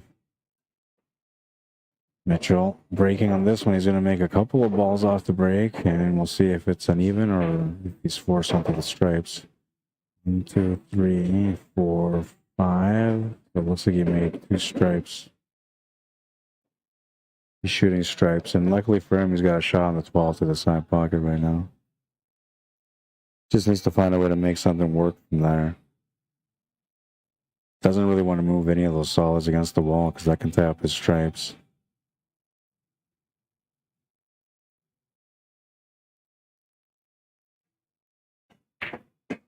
Okay, good. Not to change the table too much there on the opening shot. You finished? 11-10.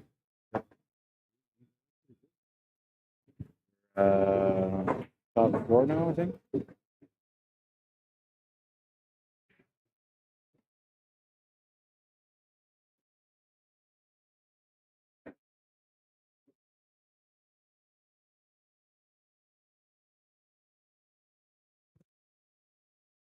Trevor Meaches wins this match against Hui Chung.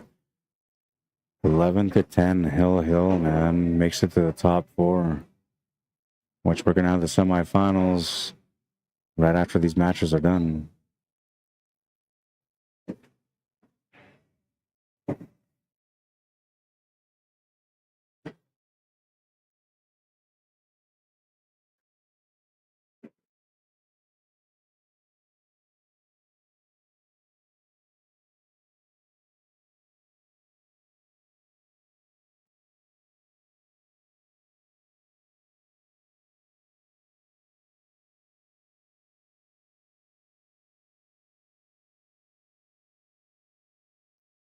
Find any kind of shot on the 8 ball, and he's found small pocket to the corner. He's got a pocket to the side as well, which is what he's calling. I think the pocket to the corner is too tight to the 6. That's why he's got to take this to the side.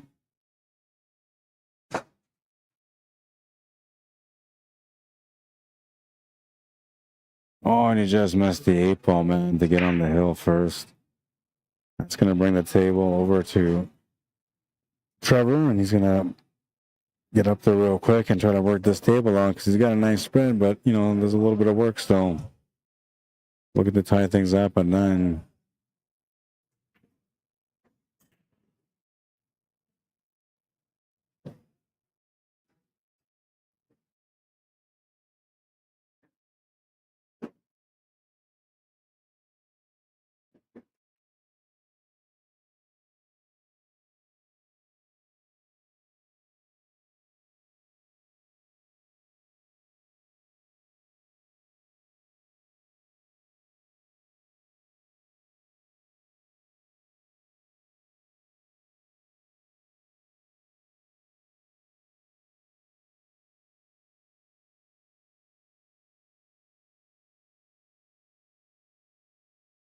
Gonna make sure that time around he's on the hill.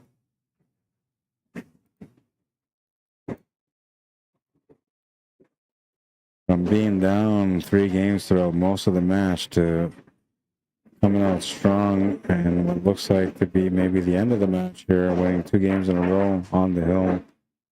And now that changes the rotation technically, because now Mitchell's going to have a chance to be able to break for the match if he doesn't win the game on this rack. Now, if he doesn't win the game on this rack and he doesn't win the game on the next rack on his break, then he will not have a chance to be able to break for the match because the last rack will go to Trevor Mason. And this match so far has been playing out pretty interestingly. I don't know, I feel like it's going to maybe go to the last rack, but you never know. You never know.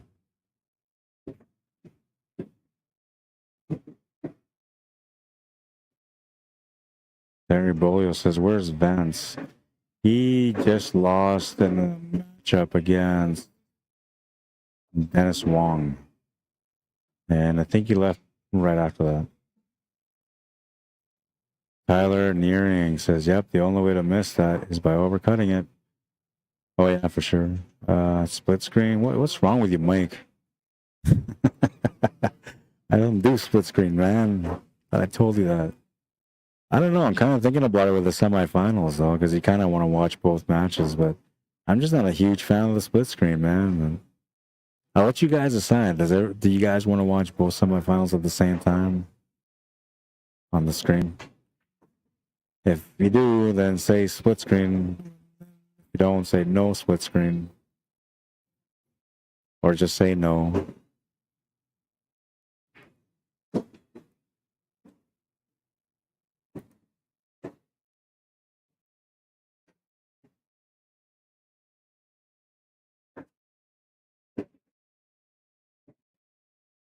Oh, and Trevor fighting for his life, his tournament life right now. Okay, so where are we at in this tournament? The winner of this match on the TV table plays against Trevor Meaches. And then the winner of Mike Handy and Kindle plays the winner of Mike Couture and Dennis Wong.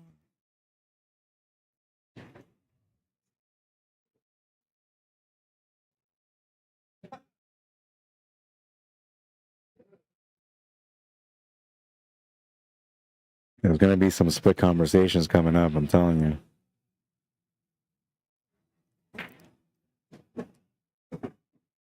So there's 1,600 in the pot. What do you guys think? I'm thinking about doing 1,000 for first, 300 for second, 150 for third, and 150 for fourth.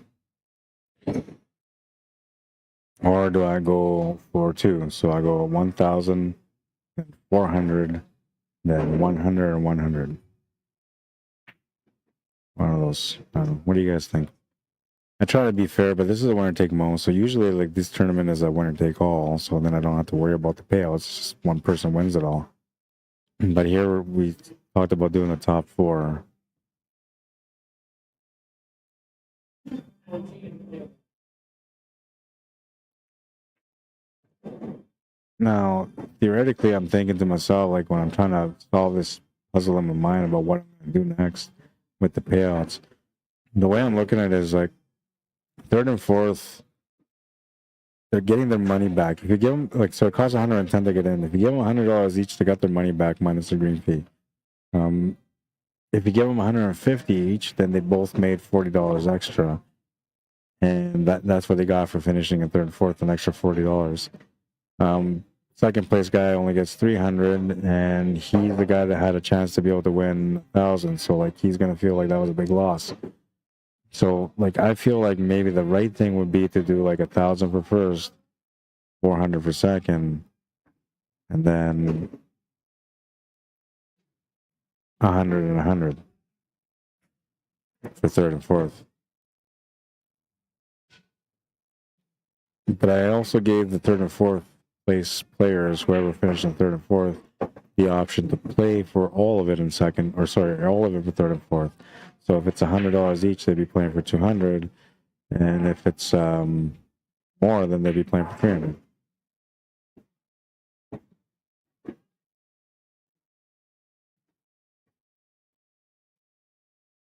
Which technically isn't that bad of a day. I mean, because it's single knockout, right? So right now, all these guys play one match. If they win their second match, they're going to get to that third match. And now if they lose there, they're going to walk out with some money. So if you walk out with $100 after winning 2 matches, you got your money back. You're going to feel all right. Look at that. Mitchell Malcolm with the comeback, man.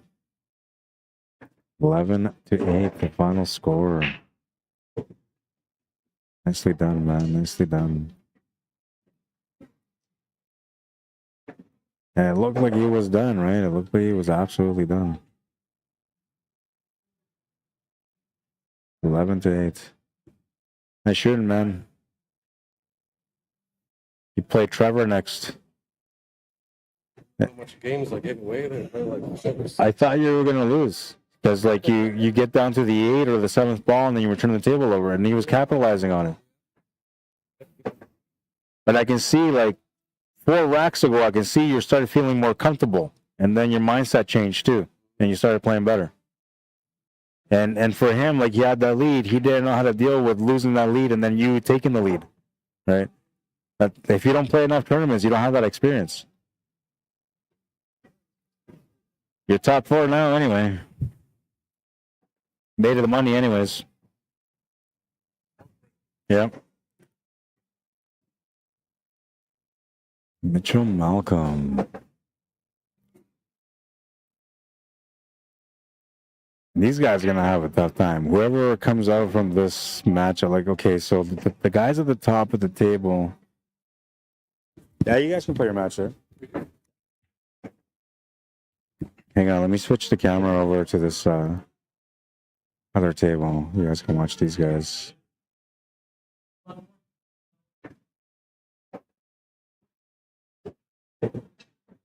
Hill 3, that's what the score is right now. So we'll set that up here for you guys to see it. We're gonna help Andy get back in the match. Oh, I forgot to stop the timer.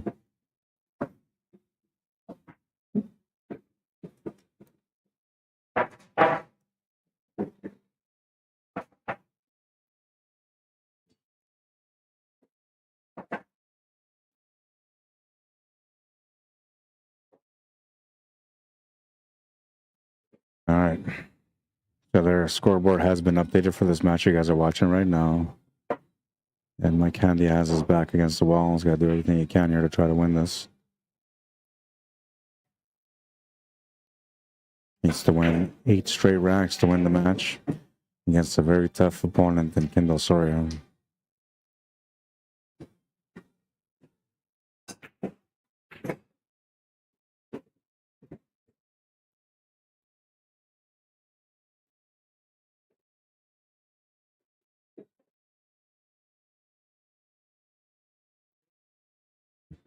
Yeah, everybody usually.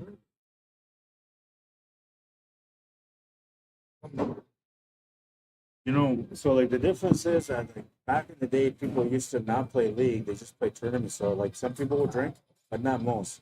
And ever since the league came out, a lot of people like to drink when they play pool because that's what you're supposed to do, right? Like have a couple of drinks and play some pool. So then when you go and play in tournaments, you get into that league mentality, and before you know it, you're drunk and missing everything. So, how to decide? It's going to be 1,000. It's definitely going to be 400.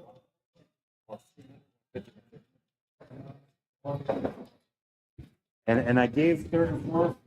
Third and fourth have the chance to play for third and fourth, or they can just take it back to the bye.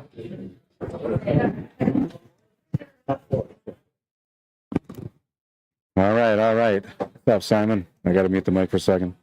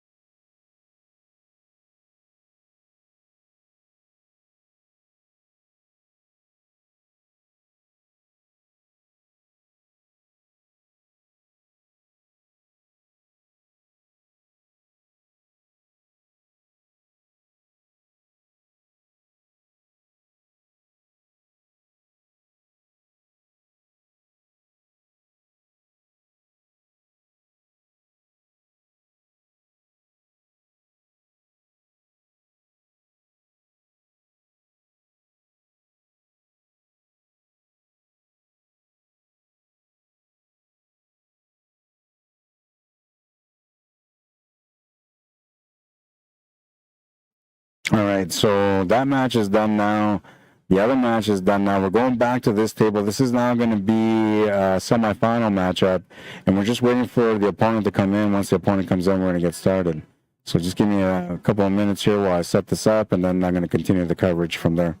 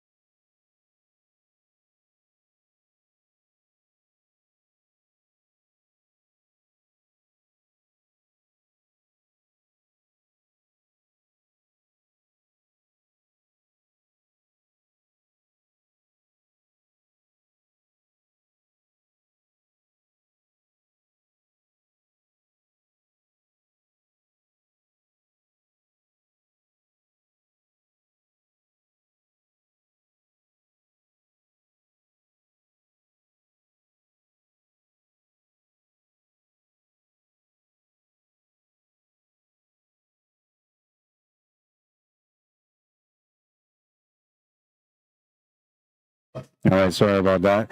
So we're just waiting for Mitchell Malcolm to come back in from a smoke break, and then we're gonna start.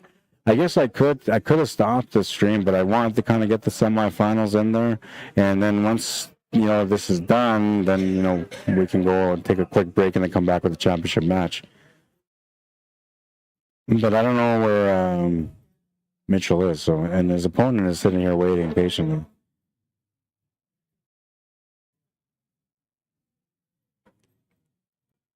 I guess I'll have to play him and kill some time. Sorry, bro. I didn't want to play you, but they made me.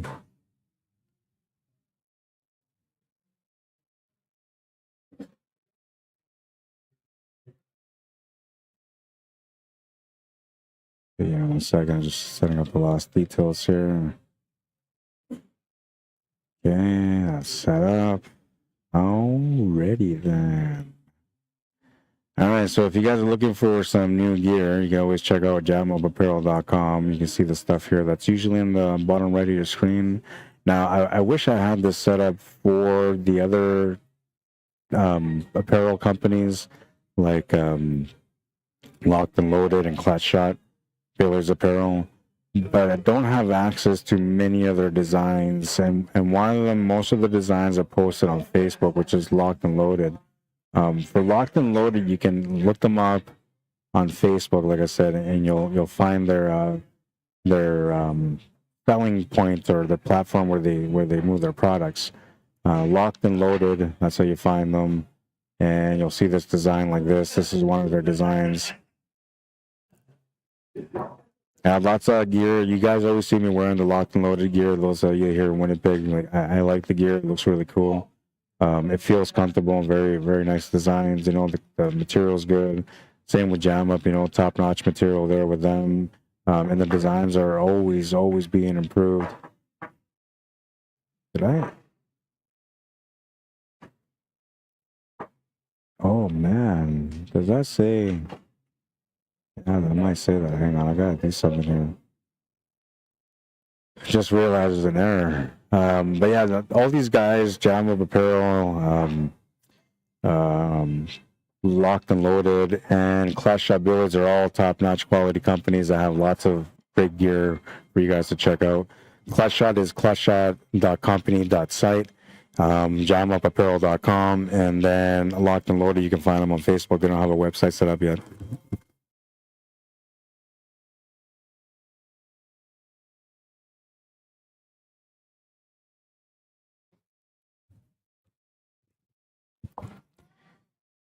All right, and yeah, so those are the I gotta get this fixed here too, because I think man, did I do that? Really? I don't even want to tell you guys what I did, what I might have done, but I gotta fix it and see if you guys can figure out what I fixed. It's a little game we're gonna call How Did Rat Screw Up Today? Hey, it's not funny.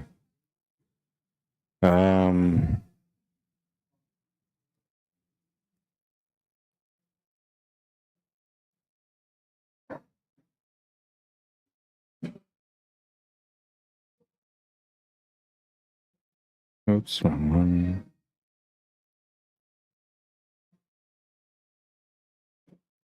You guys are making me want to stop the stream, man, but like, I can't.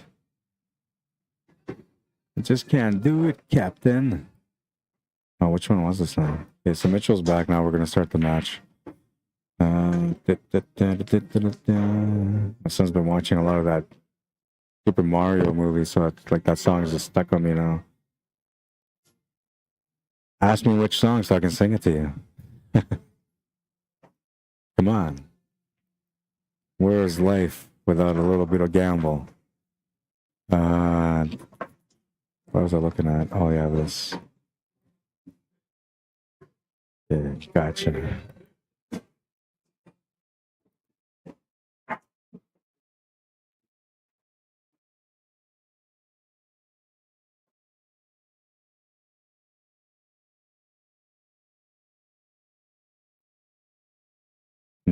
Do.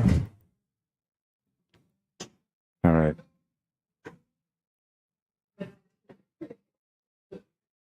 No, it's just the way it's supposed to look. Okay, so that's all good. Now, you guys won't be able to tell what I changed. But I talked about jam up and locked and loaded. Here's flat shot logo, so you know you found the right company, the right gear. And we're starting the clock on this one because I just got this match going now.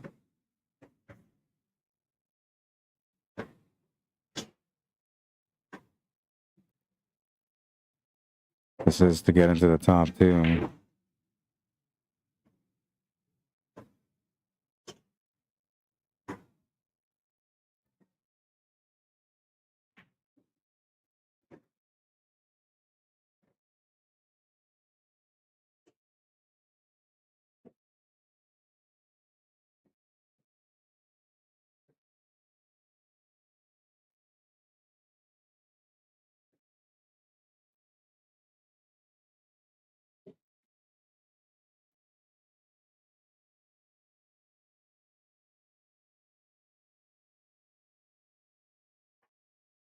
All right, so now until we get the next semifinal going, and I have the side view on this matchup table.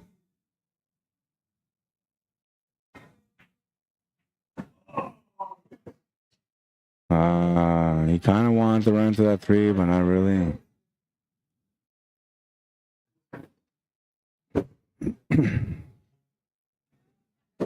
Check the comments because I've been, away. YouTube is still quiet. What's going on with you guys, man? Not even a hello or anything. What? 14, 11, 14, 22. What are you talking about, Long Bong?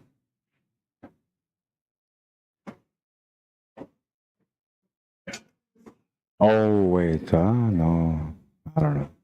Maybe, I don't know. I don't even know what you're talking about, man. Tyler Near says, yeah, okay, I seen that earlier. Where's Vance seen that? Yeah, I have no idea what you're talking about, Long Bong.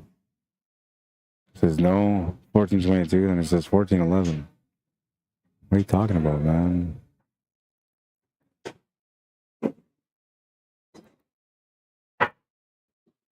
Gonna come up short on that shot. Just came off a battle where it looked like he was not gonna have a good chance to win, but he fought back and ended up winning. So it's not a confidence issue. It's just a matter of settling in against your next opponent.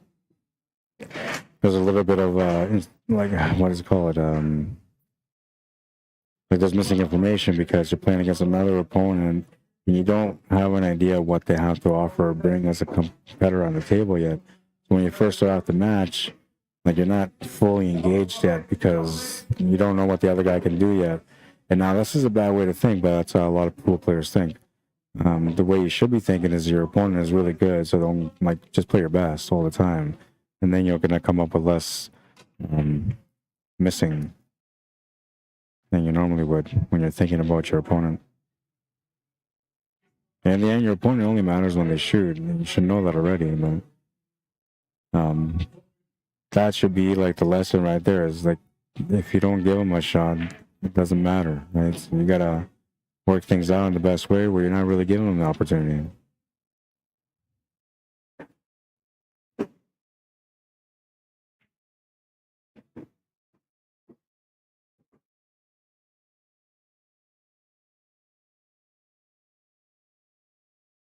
Mitchell will make the 8 ball and take the first game.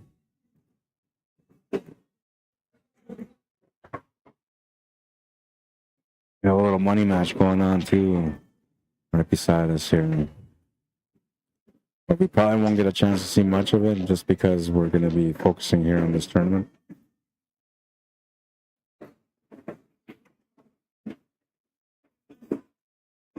Brandon Rod, how you doing? Jerry McCrossan. Mr. Joe Cave. Hey, Joe. I got a friend request from you from a different account, man. You've been hacked.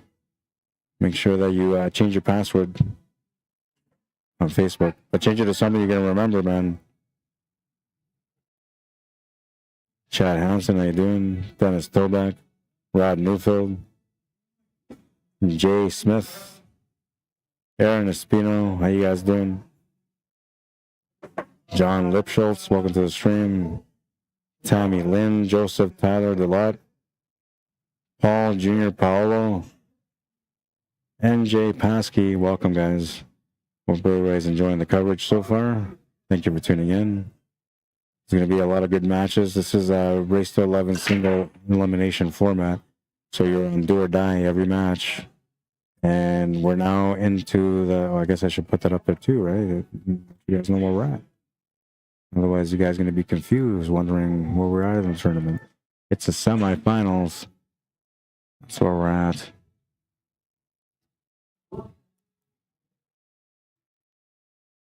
Championship match coming up at some point later on. This is one semifinal going. The other semifinal is still waiting for an opponent to come through so they can start that semifinal. So there's a good chance that we're going to watch this semifinal. We're going to get to about maybe halfway on this one, and then the other one's going to get started. And this one's going to be done, and then we'll watch the other one, the end of the other one.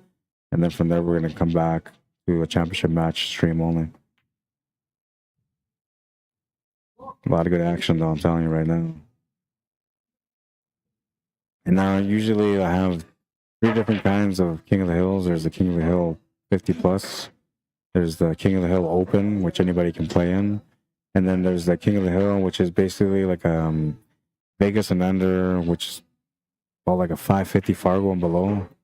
Although some of these guys here are a little bit higher, but that's because they're playing a lower league, so they're legally allowed to play in a lower division because of it.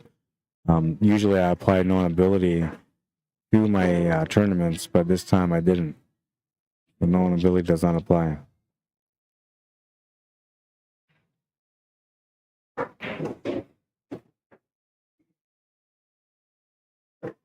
Nice shot to the corner.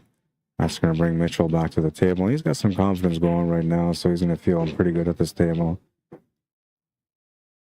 There's nothing better for a pool player than being able to come back in a match to win it. That's usually the boost that you need to keep going throughout the day. Pool god seemed to be on his side. 7 ball could have easily traveled in front of the 15 to take away the shot, but instead it's giving him the shot on the 15.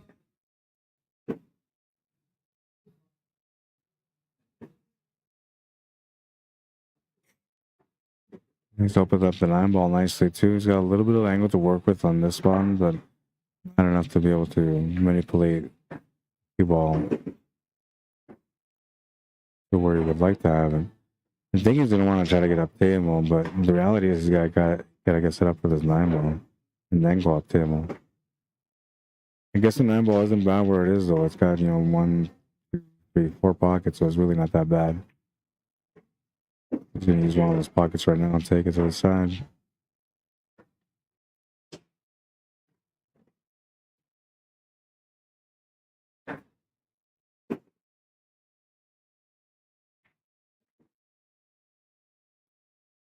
Comes up short on the shot. Trevor gets up to the table right away. He's eager to get back into the groove. He hasn't played in a little while, so getting a little cold at the table right now. In need of a warm-up. Makes that shot, no problem. Gets rubbed up against the 8 ball and takes away all the options except for maybe the 5.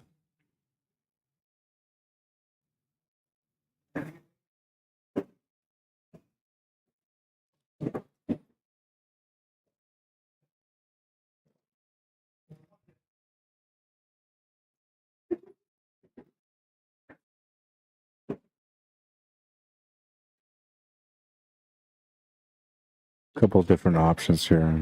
Option going to the side, drawn back isn't bad. You just wanted to get set up for the 3 ball and then from the 3 ball to the 4. Makes it a little bit more natural for the finish.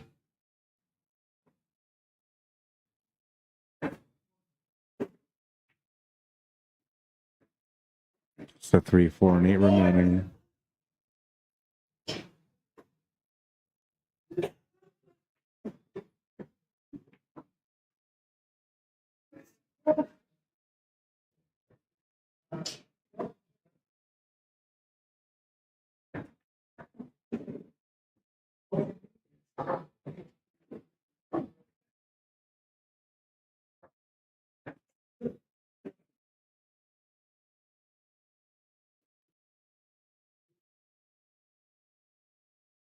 Gonna leave the 8-ball over the pocket. Oh no.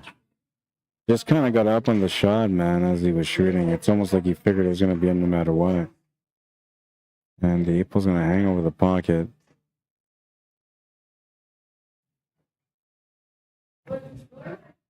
Mitchell Malcolm has to find a good safety or a good shot here.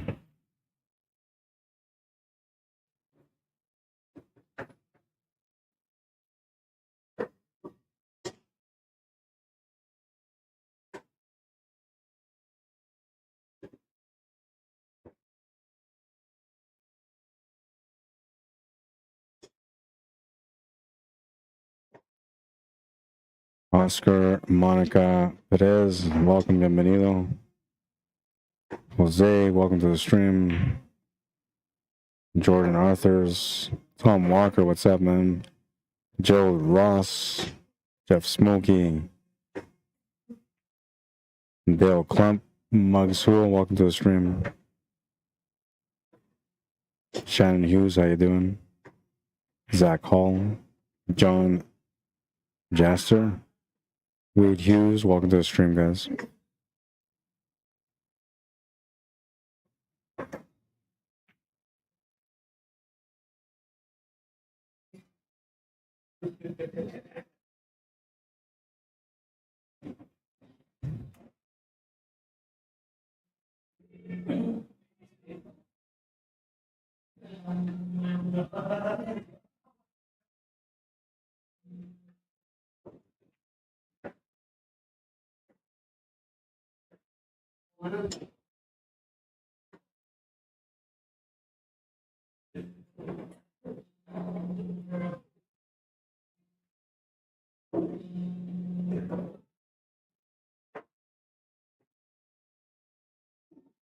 Alright, I won.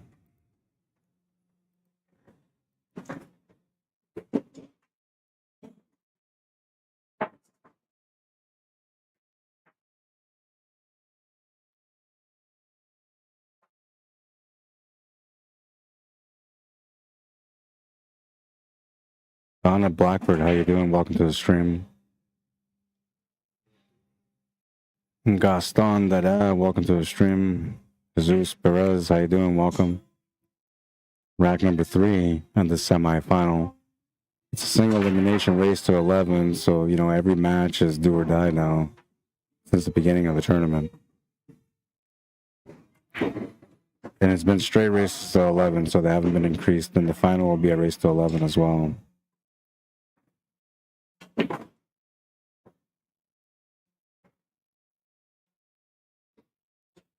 Time is now 6:41 p.m. here in Winnipeg. We're sitting at 0 degrees Celsius, so it's not bad. It says that a little bit of snow and showers, so we're going to have some slippery roads by tomorrow. But today it's going to look all right. You're going to feel pretty good out there. This tournament started at, I think it was 1:15 when I said, okay, I'm doing the drawing because I was waiting for people to show up. So we started maybe at 1:30. We're 5 hours in. And we're at the semifinal on one side of the bracket and almost at the semifinal on the other one. Not bad considering the, you know, long race to 11.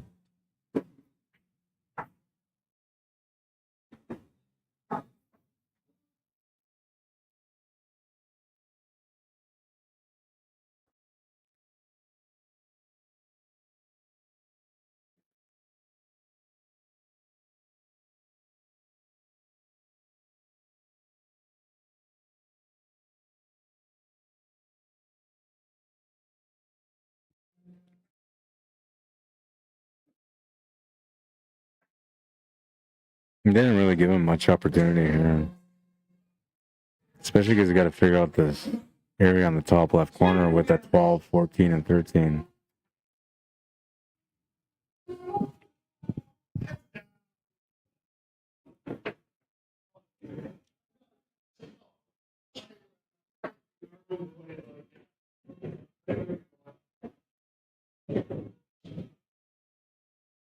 I just got to stop at breaking out the 11 ball, or what that is.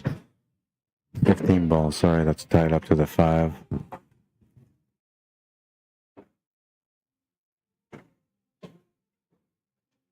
It's gonna get that opened up. That's gonna go and tap against the 8 ball now. And now this is interesting because he's got a back cut angle on this 12 to make it to the bottom right corner with a draw angle to get up for that 12, 13, and 14.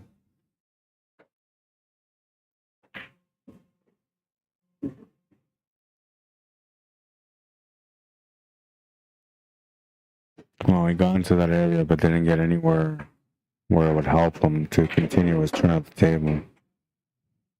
So he's got to come up with another option now.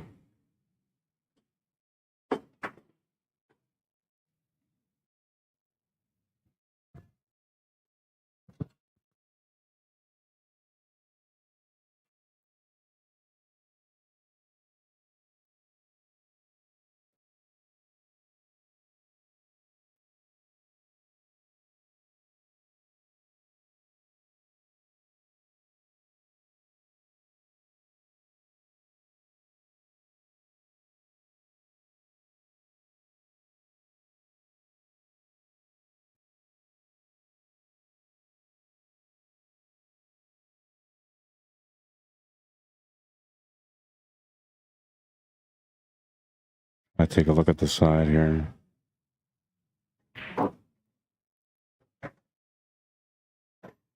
Doesn't really tell us anything.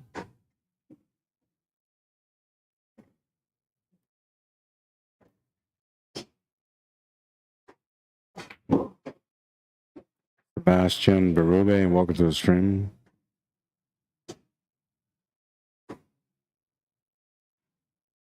Priscilla Constant, welcome.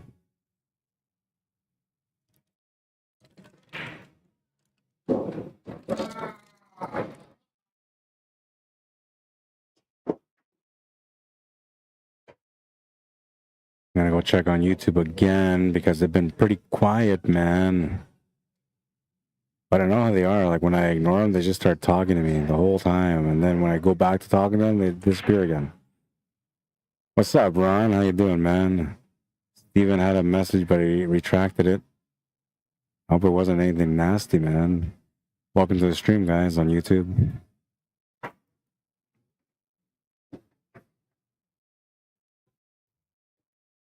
Oh, night.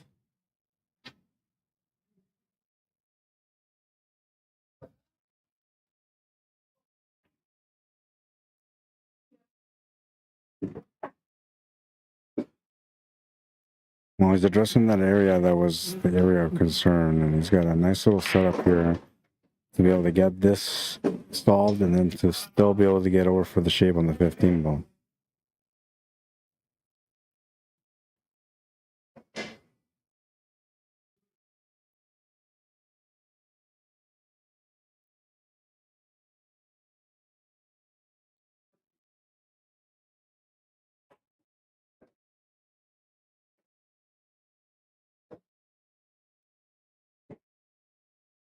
Well, that kind of worked out still because he's got the shot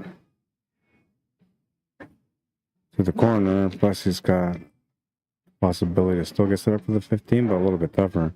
I think he might have to set up for a bank shot on the 15 ball. He's just playing a safety.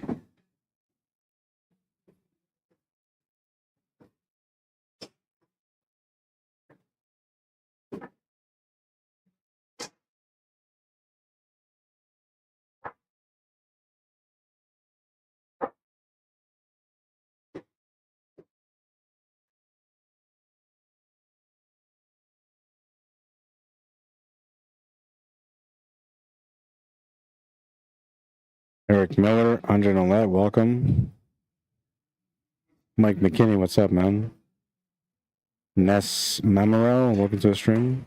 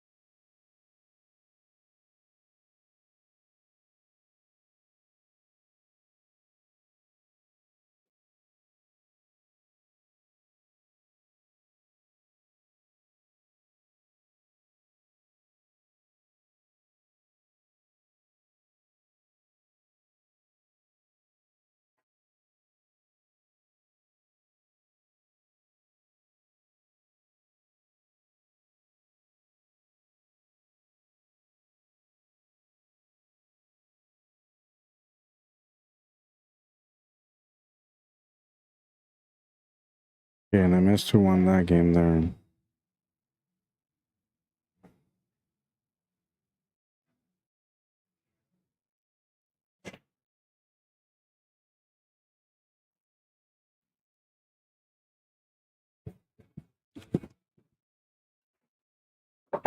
Trevor. Trevor won the last game. 2-1 for Mitchell. That's what the score is. Rock and roll ain't noise pollution. It's been updated, man.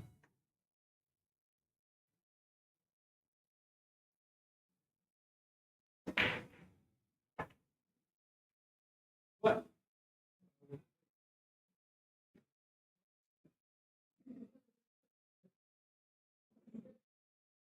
Oh wait, 1-4-1-1. That's what it was. I was like, what the hell are you talking about, man? But you were answering like, I totally get it now. 1-4-1-1. So you're saying 1,400, 100, 100.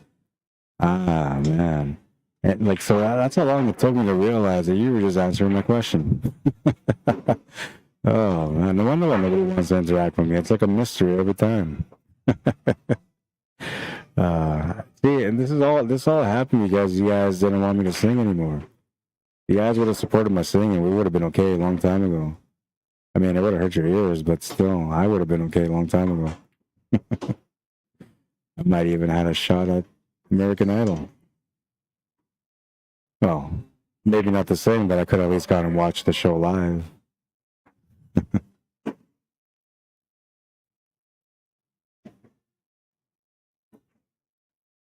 Ooh, nice effort on the back cut on the one. Comes up a little bit short, though. You know, turn the table over to Mitchell Malcolm.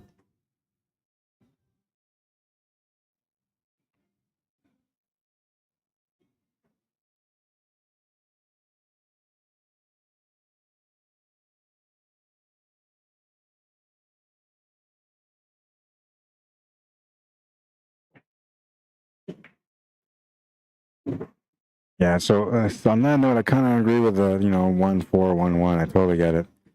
And I was kind of like I was thinking that too. So the only reason why I'm thinking about like 1-4 and then 150, 150, sorry 1-3, 150, 150 is because it's Christmas, right? But technically, like, so I gave these guys the option that if third and fourth place wanted to play it out, they could. If I give 150 to third, 150 to fourth, and then 300 to second, well, if third and fourth end up playing for the money, then whoever finishes in third is going to walk out with the same amount of second. So that's the only reason why, like, I'm not sure. And I also feel like technically, like, it was $110 buy-in. So if you finish in the top four, which is only 2 matches, like, you shouldn't really expect more than your money back because you only won 2 matches, even though it was like basically 6 hours or 5 hours of play. In the end, like, I don't know, I just feel like it wasn't enough. So, like, a part of me wanted to do the 100-100 because that way they're probably more than likely to end up playing third and fourth because, you know, who wants to walk out with 100, right? And then second, whoever finished in second, they're going to feel pretty good about second still because they're only going to be 600 off from first. But I don't know, man. I kind of like the 14-1-1, 1-4.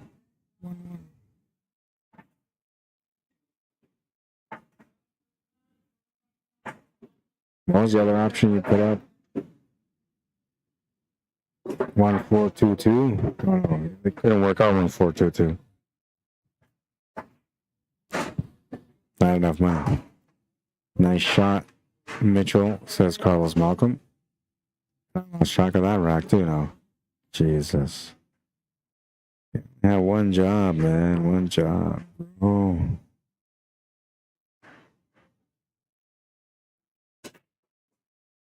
So Mitchell running on it. I'm telling you, he's feeling good. And that's a really dangerous thing for Trevor right now because, like, Mitchell is not feeling good because he absolutely dominated that last match. He's feeling good because he was being dominated on that match and he found a way to get through that and survive the mental struggle that most people fall apart to. and found a way to win the match. So he's got like a different kind of confidence level going on right now. It's not like he feels like he's guaranteed to win, but he has that edge where he knows and understands that as long as his mindset is right, he's got a good chance to win.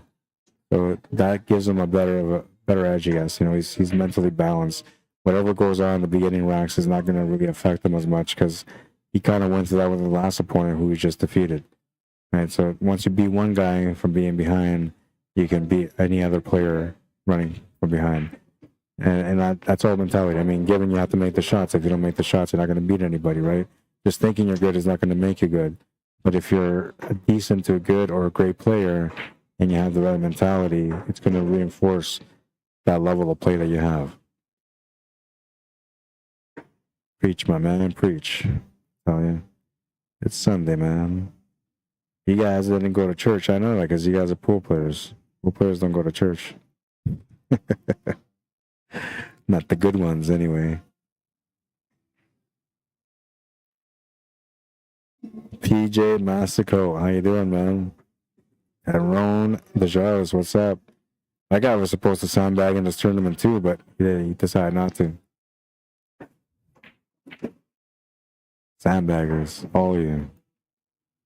I should have made like a rule, like if you're a sandbagger trying to play in this Vegas and Under tournament, then you must sign up for the open one next week. Because I just want to see you guys scramble against the better players.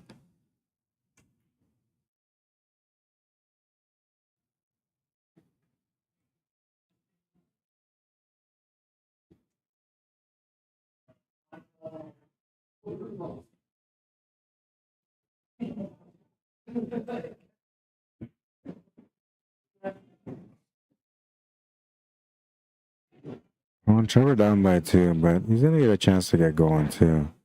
And it looks like he's sort of on a chance here to get going on this one. Tougher shot coming up with this 13 ball, but him running into that 4 ball is going to slow down the pace of the cue ball somewhat. And it might still give him a shot on that 15 ball after. Beautiful cut, man. Deserved an opportunity there for sure. That was a beautiful cut. I don't think he got the opportunity he was looking for.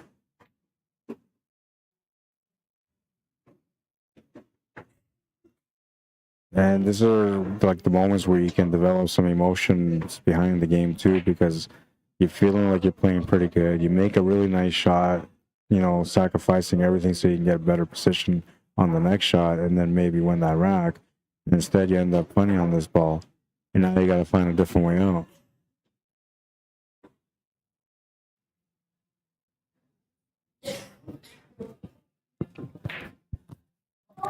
Basically, if I'm him here, like I would look at the solids, take a look at the setup and see where the most difficult spot would be for his opponent if he had a shot next. And then put the ball there so that way you have a higher chance of being able to get back to the table.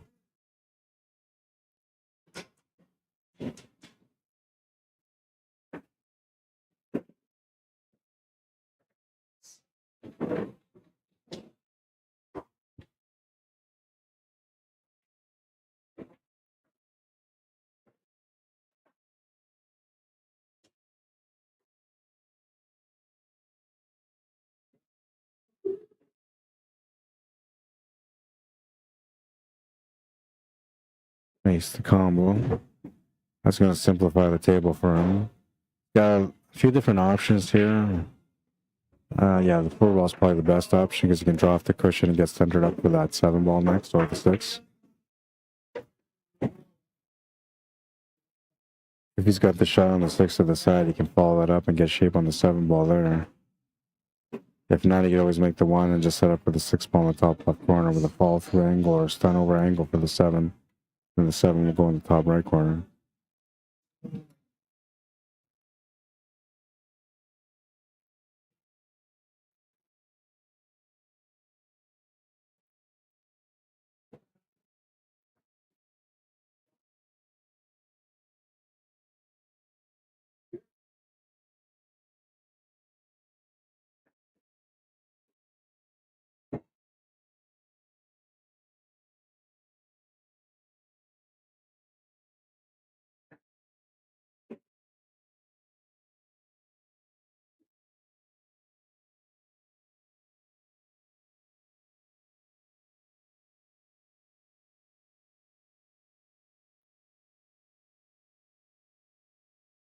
Oh, and he's on a roll here, winning another game, 4-1.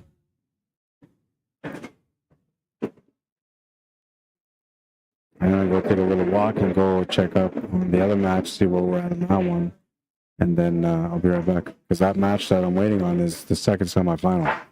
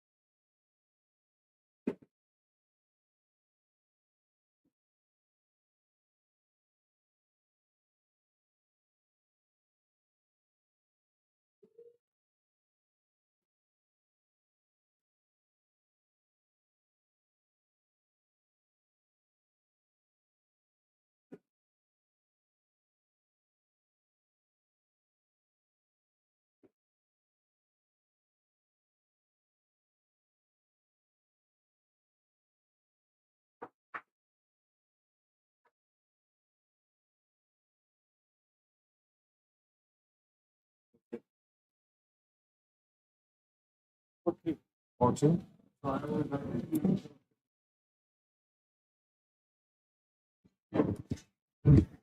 4-2. All right, I have to find out what the score was because I wasn't sure. The score between Mike and Dennis is at 8-5 for Mike. And they're still playing, right? So still lots of match left for them, and that's the side of the bracket that's being delayed right now.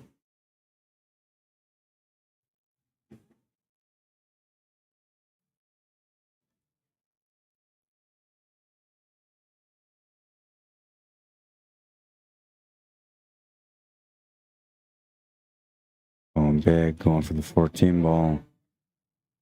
If he is, that to me that looks like it's a 3-ball or 4-ball combo. He's able to make it as a 3-ball. That's going to spread the table out decently for him. Still needs to find an option to shoot at, though. Looks like he's found that option with the 10 ball. He's not going to make that shot, though. And instead, he's going to sort of block that pocket. Trevor Meaches looking at this table, trying to work out his problems. He's got a lot of different areas that he's got to work on. Some are positional, some are breakouts.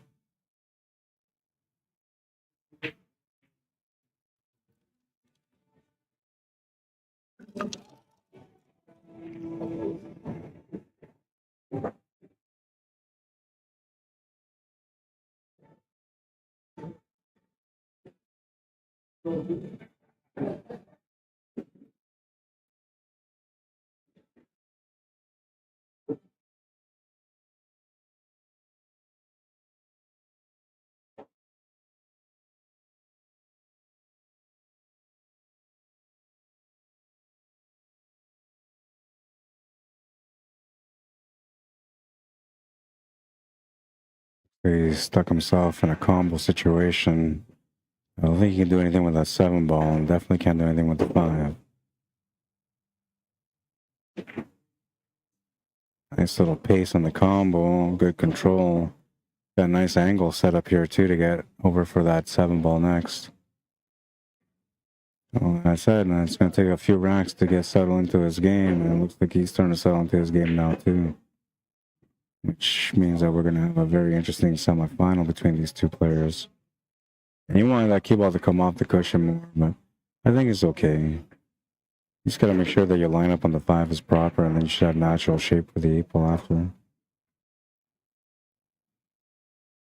Yeah, it's not bad. He kind of came a little bit further than I expected, or that I would have set up, but he's got the shots at the corner. He can drop the top rail back down to make the 8 ball in the same pocket, play it off the top rail to the left to make it to the side, hold it off the top rail to make it to the corner. It's up to him.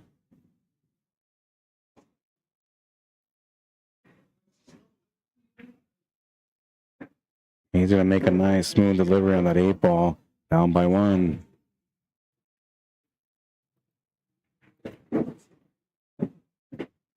Nice shooting, man. He didn't hear me. He knows that was a good setup for the finish there for him.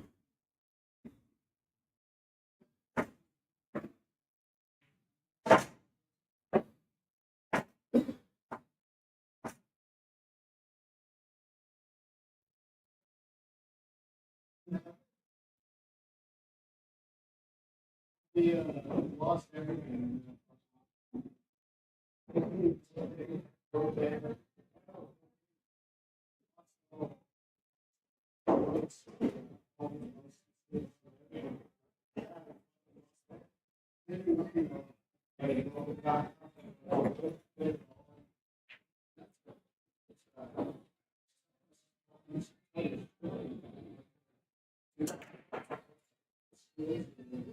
Smash that one. Doesn't look like he's going to make a ball, though. And Trevor will get a chance to get going on this rack. And right now, he's feeling the momentum. Confidence is only building up rack after rack.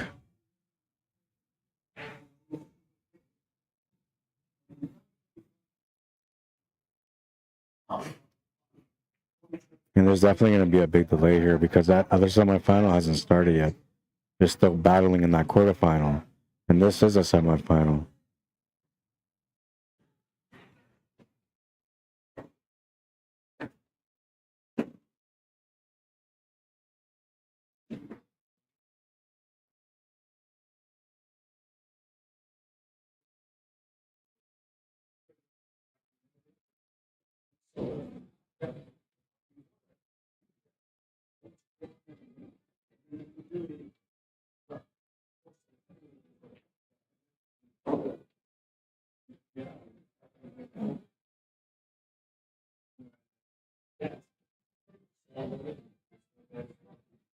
So he's back cutting to the corner. Oh, that's what he was trying. This is the problem with take what you make, man. Is once you take what you make, you're stuck. Oh wait, he had an open table though, right? Didn't he? 3, 4, 5, 6. I think he had an open table, but he made the first shot. 2, 3, 4, 5, 6. Nope.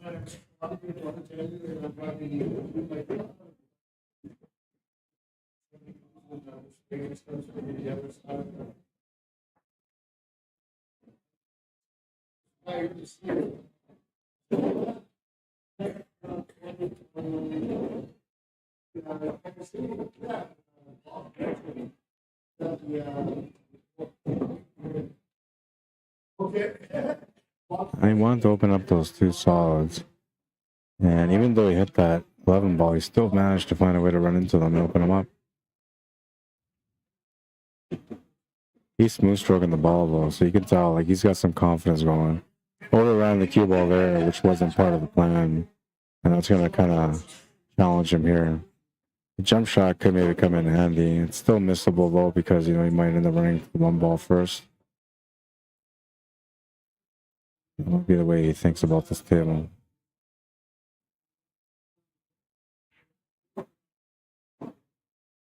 It's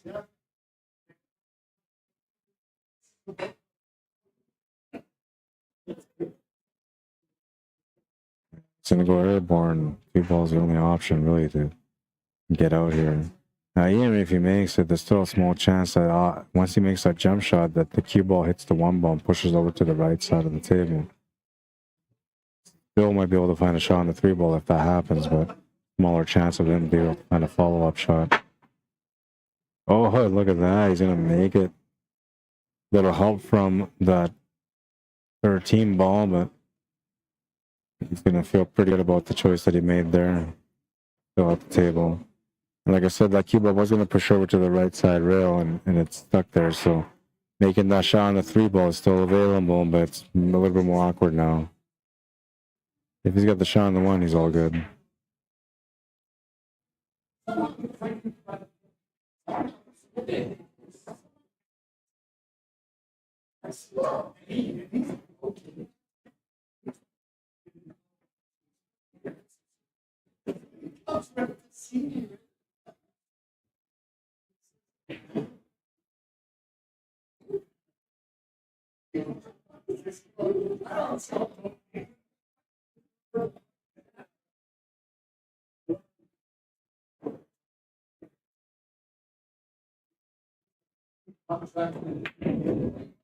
Oh, you almost followed that in.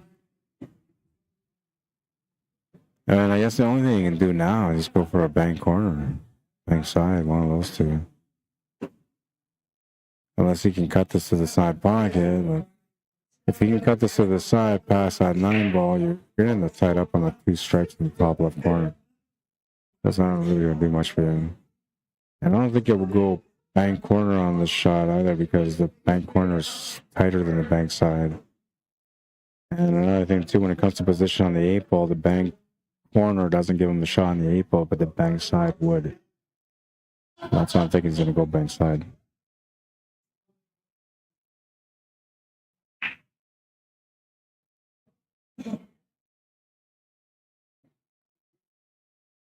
Gonna call it.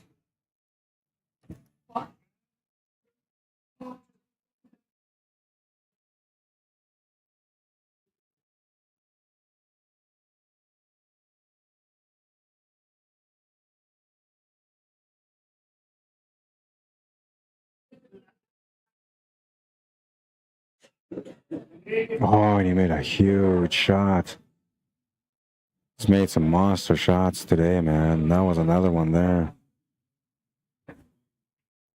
got the 8 ball too. That's a huge rack right there, man, at the right moment too, because you're making a statement in this battle, and now you're trying to force your opponent to up his game too because of it. This was a beauty, man. Just nailed it right to the pocket. I told you, if he made that shot, he would get a shot on the 8 ball, and he did. 5-3, a 2-game lead. Trevor Meach is breaking next, down by 2.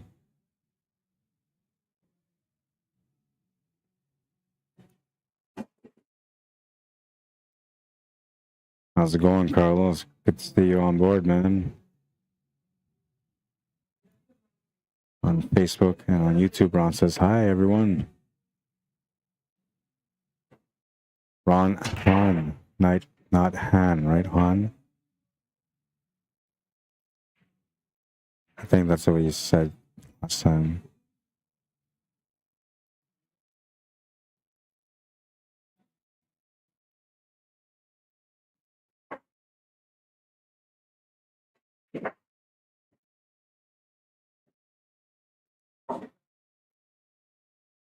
All right, so we're going to do a poll on YouTube.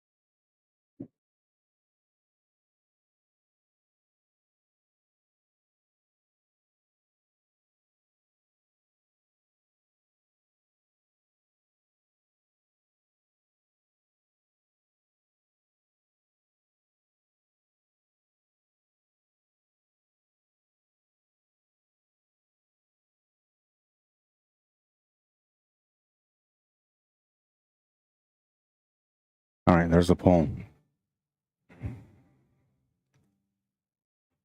And we'll let this one run until the last semifinal almost ends.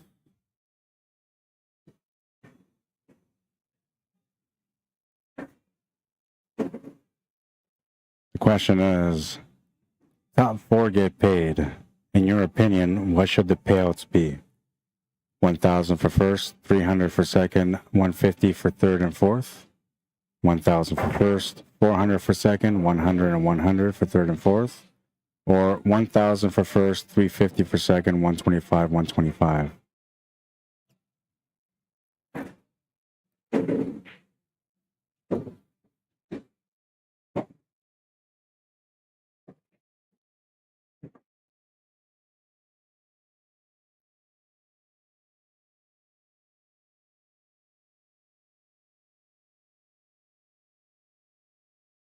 I think it's 6-5 or 6-3 now, right?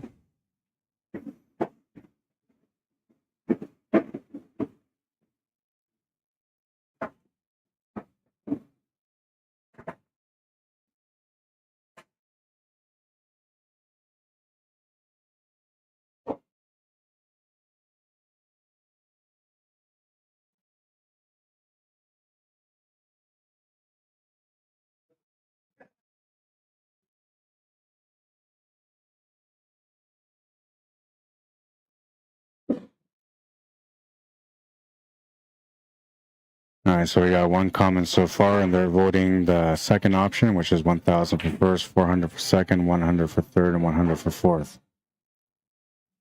I think that's actually more fair, but I don't know. I actually do like the 350, 125, 125. I think that's okay too.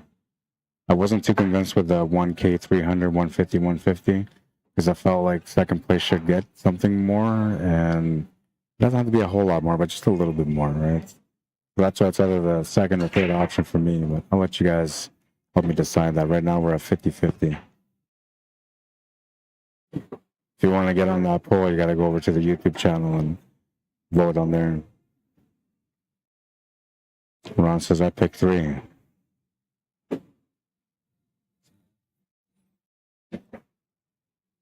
They're at 6-3 for him. Yeah.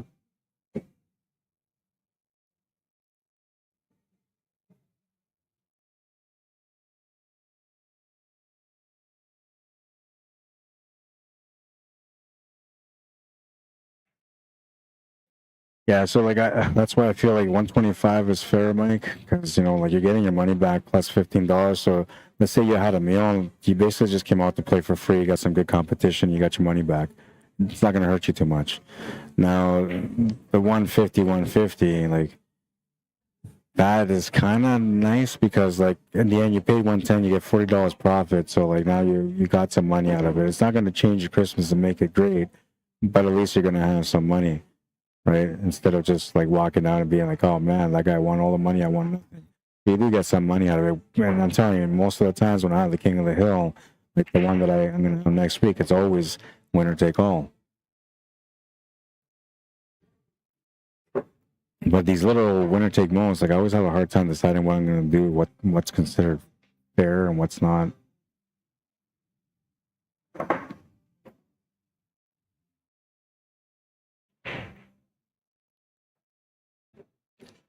Jamie Haywood, how you doing? Adolfo Gutierrez, bienvenido. Brandy's Labomaki, welcome to the stream. Brandy's Labomaki. Marv Thunderchild, how you doing, man? Freddie Joe, what's up? Glenn Adams, welcome to the stream. FJ Polaris, what's up, man? All right, let's go check out YouTube, see if there's any more polling votes. We're still at 250. If you guys can't decide it for me, I'm going to have to decide it. I'm going to feel like the bad guy if I make the wrong choice, but I think I'm leaning more towards that 125. Now, the other thing, too, is that I told the third and fourth players, whoever finished in third and fourth, that they have the option to play for it all if they want to play for it all. Obviously, it'd be a shorter race, but they have that option to set it up if they want to. So now, third place could potentially walk out with 250. Technically. But if they decide to split it and not play it, and then 125 each, I think that's decent, especially because you're not playing, right? I don't know. I'm trying to be more thorough on my thought process, I guess. Don't want to make a judgment call without, you know, really knowing what the call should be, but I feel like that's where I'm at.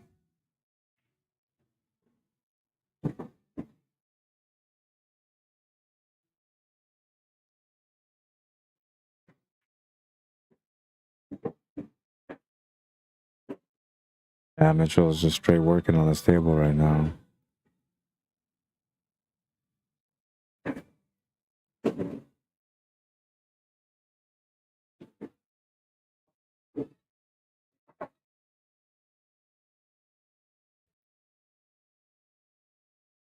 Let up on the shot a little bit.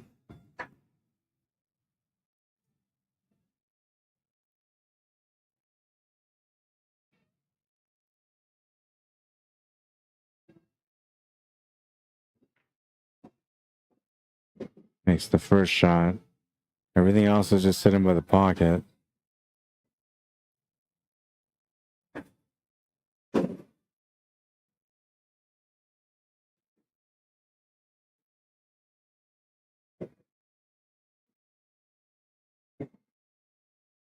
And now it's just a matter of choice.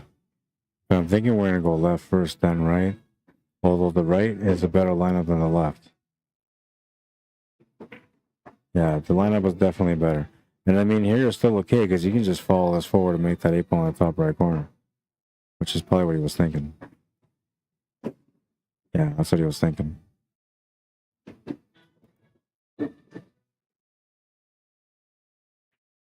Gonna try to get back in the game. He's down by 2.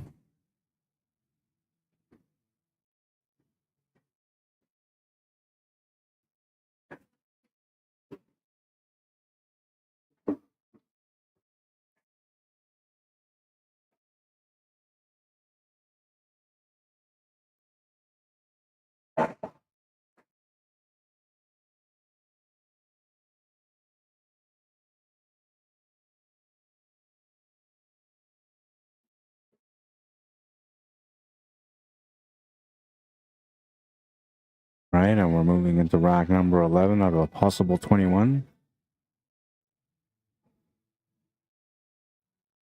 These guys are basically at a halfway point of their match right now. The other quarterfinal match is still playing. Semifinal number 2 has not started yet.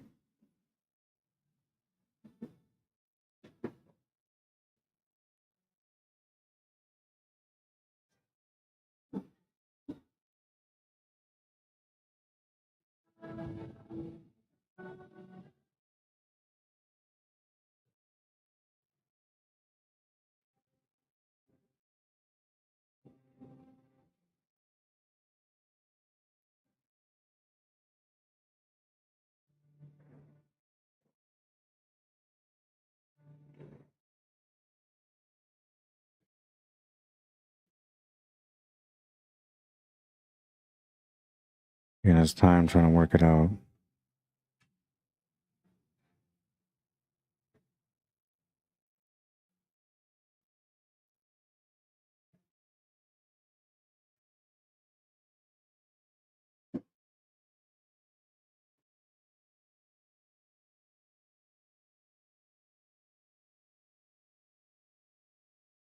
Got a decent layout here.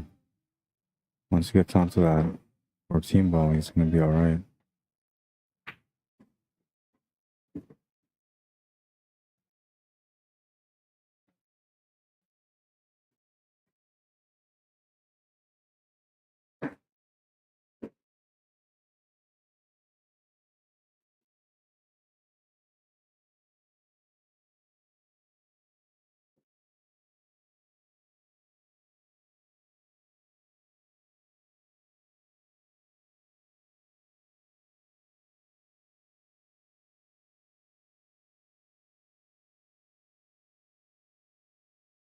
The window. Nice natural tangent line too to get back up table for the 8 ball. It allows you to focus on just the shot. So get right back to where he is basically. Oh, well. Looks like he's settling for a quick drawback shot. Which that will work too. It's not that big of a deal. But I like going with shots that complement the next shot and not opposite angle, which is what he has here. So he's going to have to draw this with some power now. That worked out okay. Nice little smooth stroke. Gets onto the 8 ball. And that's going to feel good for him too, because he just won a game. And then he follows up the next game with a run out. Down by 1.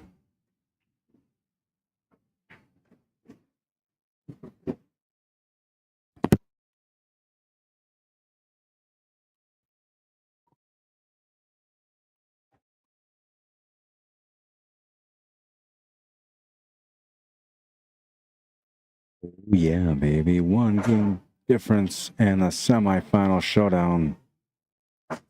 Race to 11.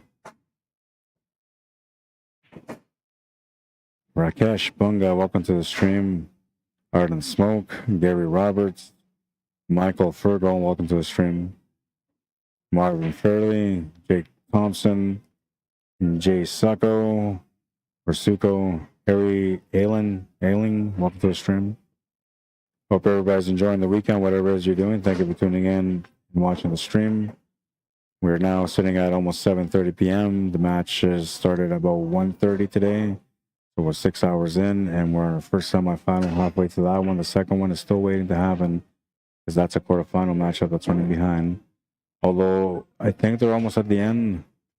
They both look like one looks super focused, the other one looks a little stressed out. So it looks to me like they're almost at the end.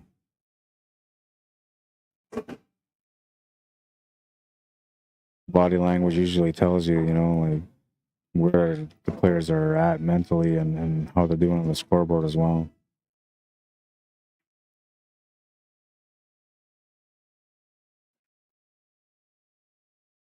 Smash and this break, but it looks like he's gonna come up dry. Oh, something went in. What went in? The 8? So when the 8 goes in, you just spot it and it's an open table, or you can re-rack and then whatever you make off the break. But you can spot it's an open table.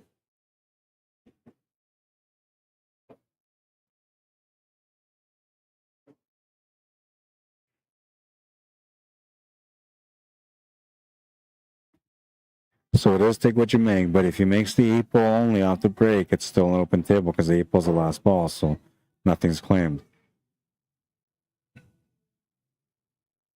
One of the few times where you're going to get an open table. The other options for you to get an open table is when one of each ball went down, or the same amount of each suit went down.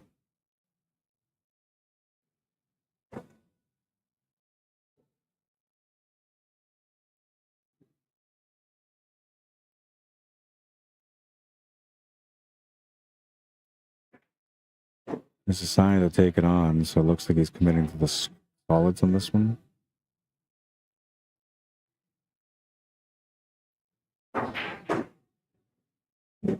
It's a decent spread, but I think he was trying to get into the 7, or maybe he's trying to set up for the 5. I'm not sure.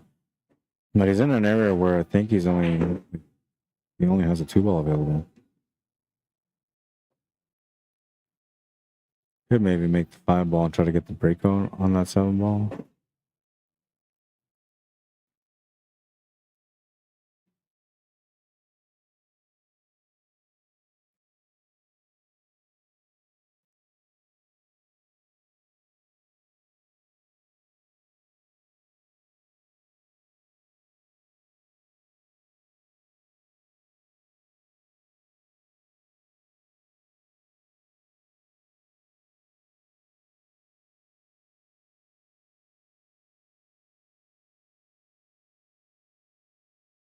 I don't know, like the only other option would be the 5 ball if you can see it. Cue ball will come towards the 8 ball, doesn't help him at all. And then the other option would be the 4 ball, which you'd be shooting fully over top of the ball for that one. Now, if you make that shot, which it is makeable, you'd be limited to the 5 ball after that. Maybe the 3, depending on how the cue ball bounces off the bottom rail. It's going to bounce pretty good. That's going to give him the shot on the 3.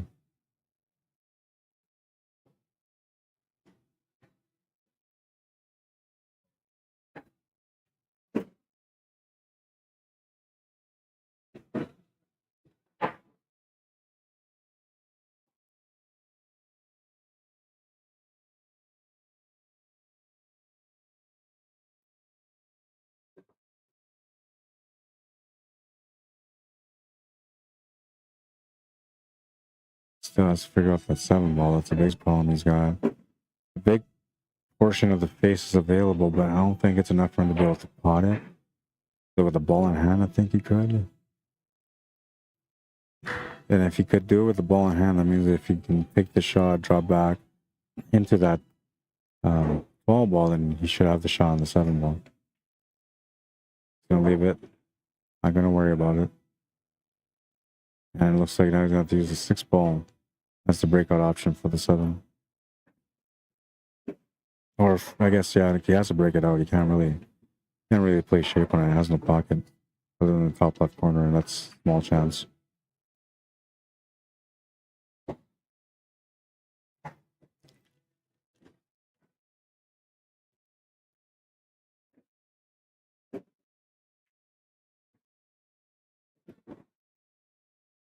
Didn't want to really run into that ball, but I think he still has the shot. I'm gonna call it on the side. Oh, he can make it. That boy's on fire.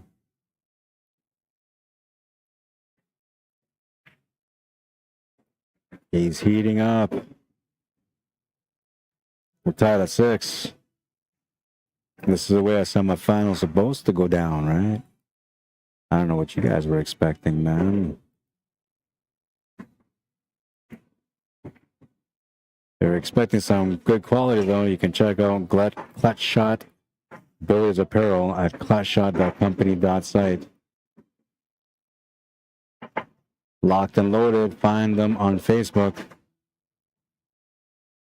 And you guys already know jamupapparel.com. Their shirts are being displayed on the bottom right of the screen of the scoreboard. That's most of the latest gear that they came out with. But they've come up, they release at least one new item every month lately. I guess because it's like, Christmas time, they've been going nuts. They've been just laying it on, man. All sorts of designs going on at Jam Up. It's hard to keep up with them, man. They have Jam Up for everything, for bowling, for fishing, for pool. They're probably going to come out with volleyball gear for next year. Hockey the year after that. I don't know. They're doing everything, man. They originally started as a billiard company, right? Billiard apparel company, but they've had a lot of success working with Predator, and that's helped them to be able to grow into different markets, different industries. If you're looking for anything from Jam Up Apparel outside of pool-related gear, just check them out, jamupapparel.com.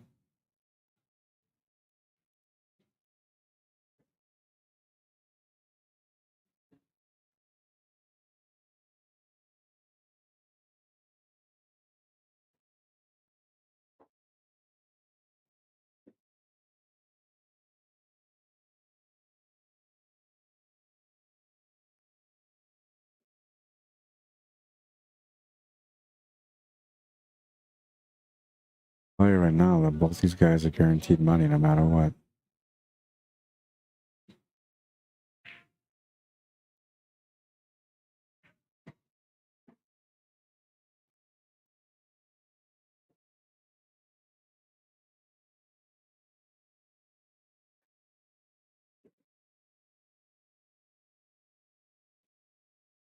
Yeah, he's doing all the right things on the table right now.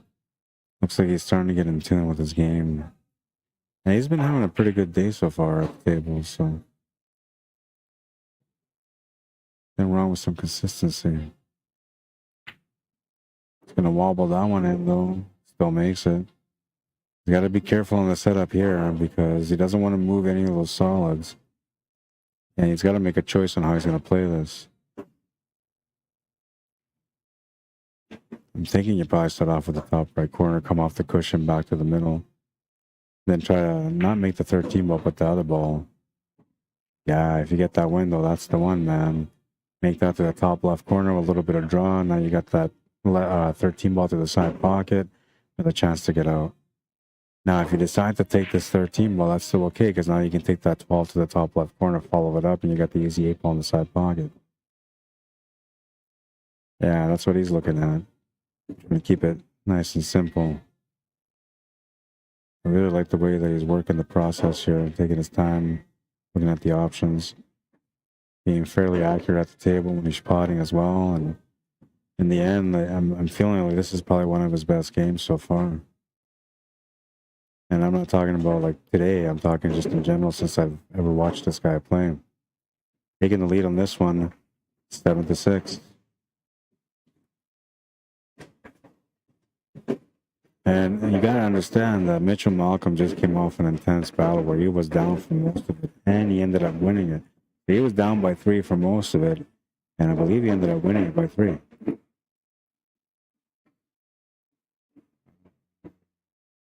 No, that went to the hill, so I'm lying. No, wait. He did win by 3. It was 11-8.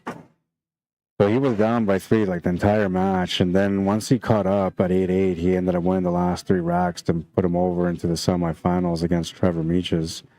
And prior to that, Mitchell played against Doug McEwen, and he ended up beating him with a score 11-6. After they were tied at 6-6, he took off 5 games straight to win that match. The second round in the quarterfinal, he ties up the match at 8. He runs the next 3 or wins the next 3 to make it 11-8. Now he's in a matchup with Mitchell Malcolm, or Trevor Meaches, I mean, and he's down by 1. So, like, being in this position is something that he's not, you know, comfortable in. He's actually comfortable in it. And we'll see how he does here, but so far the history shows that if you let him catch up to you at the right times, he's going to leave you behind. So you got to be careful with the opportunities that you give him at the table. Try to limit them as much as you can.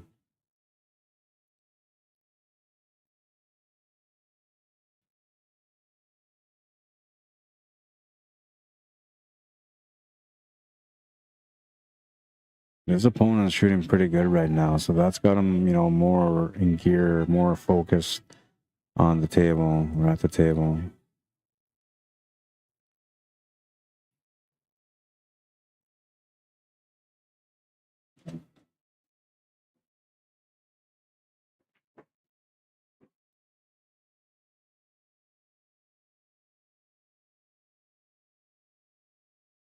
Bit of a cluster at the top of the table. Looks to me like he only has 1 ball tied up in that pile. There's 2 of them there, but only 1 of them is tied up in the pile. Oh, he's striped, so never mind. Thought he was solids. He's gonna overcut that ball. And he's gonna wedge up between the 11 and the 13, leaving limited options here for Trevor Meaches. As long as he got a shot on the 5 ball, though, he's all right. You just got to figure out what he's going to do after that.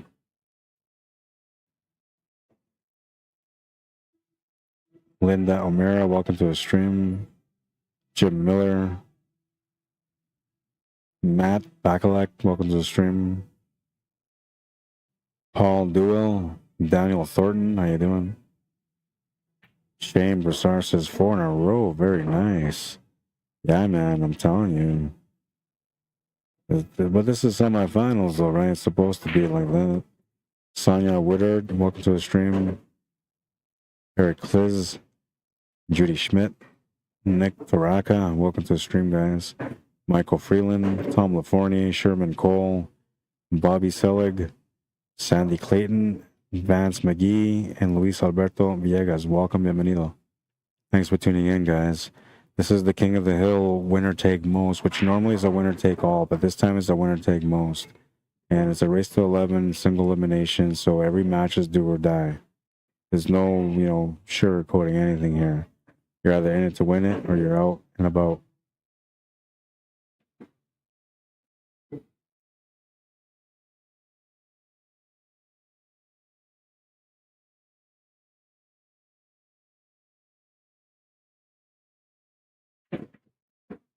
Needs to open up the ball. He was trying to find the shot to the corner as well, and he just missed it, man. Just got hooked. I mean, he makes this shot, he's out again. But, you know, he's got a bit of a tester here, and he's got to think out how he's going to play this shot.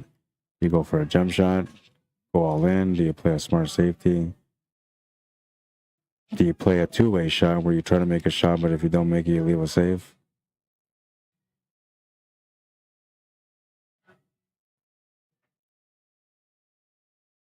Oh, man, what a try.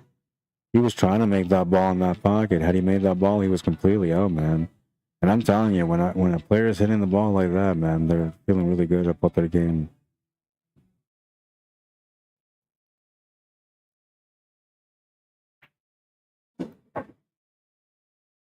Look at this attempt, man. Off the rail kick shot. Almost hit it right on the spot, man.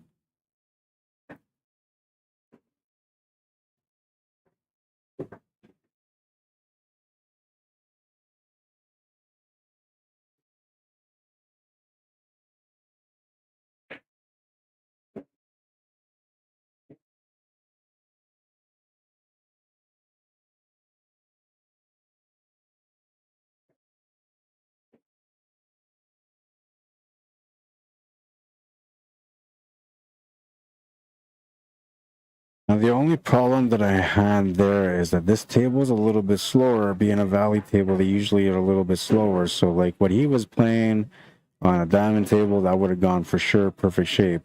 But on a valley table, it's going to slow down. So, like, instead of him playing the two-rail positional shot like he did there for the finish, he should have just played it off the top rail and back down.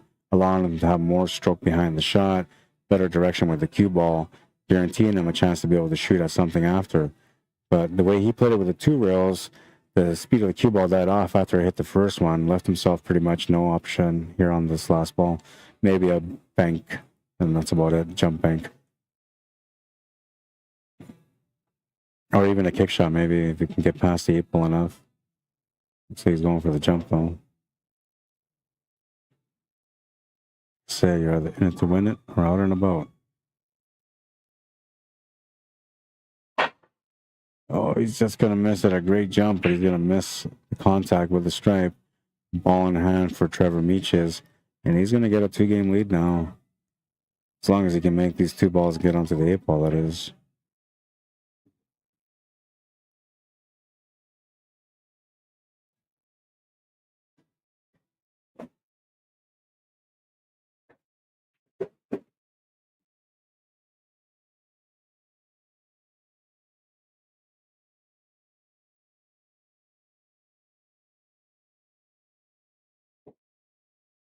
He's going to finish that table and takes the 2-game lead.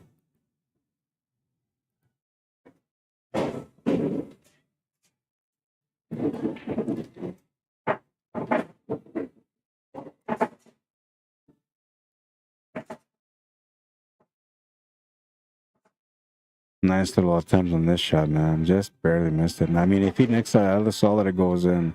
And a little bit more pace, that goes in. Really nice effort, man. Really nice effort. Ready. We keep moving on in this one.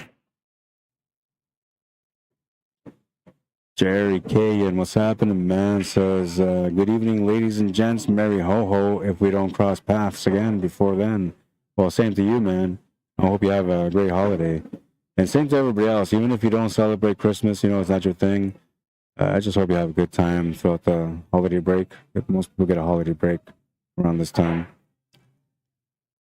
And those of you that do celebrate, I hope you have a wonderful time with your families, enjoying every moment. And remember, it's not really about the presents. For the little kids it is, but for the grown-ups, it's more about that quality time with your family, the good eats, and whatever it is that you do after that, whether it's having a couple of drinks or just hanging out and, you know, playing some games or whatever that family do at Christmas time. I don't know. We're pretty boring, man. We just eat food and then we open up presents and we go to sleep. We don't play no games. Ain't no time for games, bro. We just need the presents. But yeah, so Merry Christmas to every one of you guys. And I'm likely gonna be streaming again next week. So we are gonna see each other again next week when you guys tune in to watch this next event that I got coming up. But for those of you that don't tune in, because, you know, it's going to be a little bit closer to Christmas, so a lot of you guys are going to be out there shopping, you know, spending money everywhere, trying to get the next best thing that you can get for your loved one. Merry Christmas to you guys, man. And by all means, like, you got to do what's right. And if that means you got to go shopping for 10 hours with the zombies, well, you know, make sure you bring a water and a protein snack. Just like you're playing pool, man. Oh, and that was a nice little back cut there. He's got a nice little angle here set up too. He's got to watch out not to push that 8 ball towards the corner though. He's going to avoid that shot altogether. And if you can make this 15 ball, that's great, because that's the L right there. But if not, then you got to watch out for that 8 ball. Looks like you can make it though. He's taking it on. Oh, and he made it, no problem, man. He's got the shot to the corner on the 9. Looking for the setup for the finish. Found the spot. He's going to get lined up pretty good for that spot, man. Picking his spots pretty good today.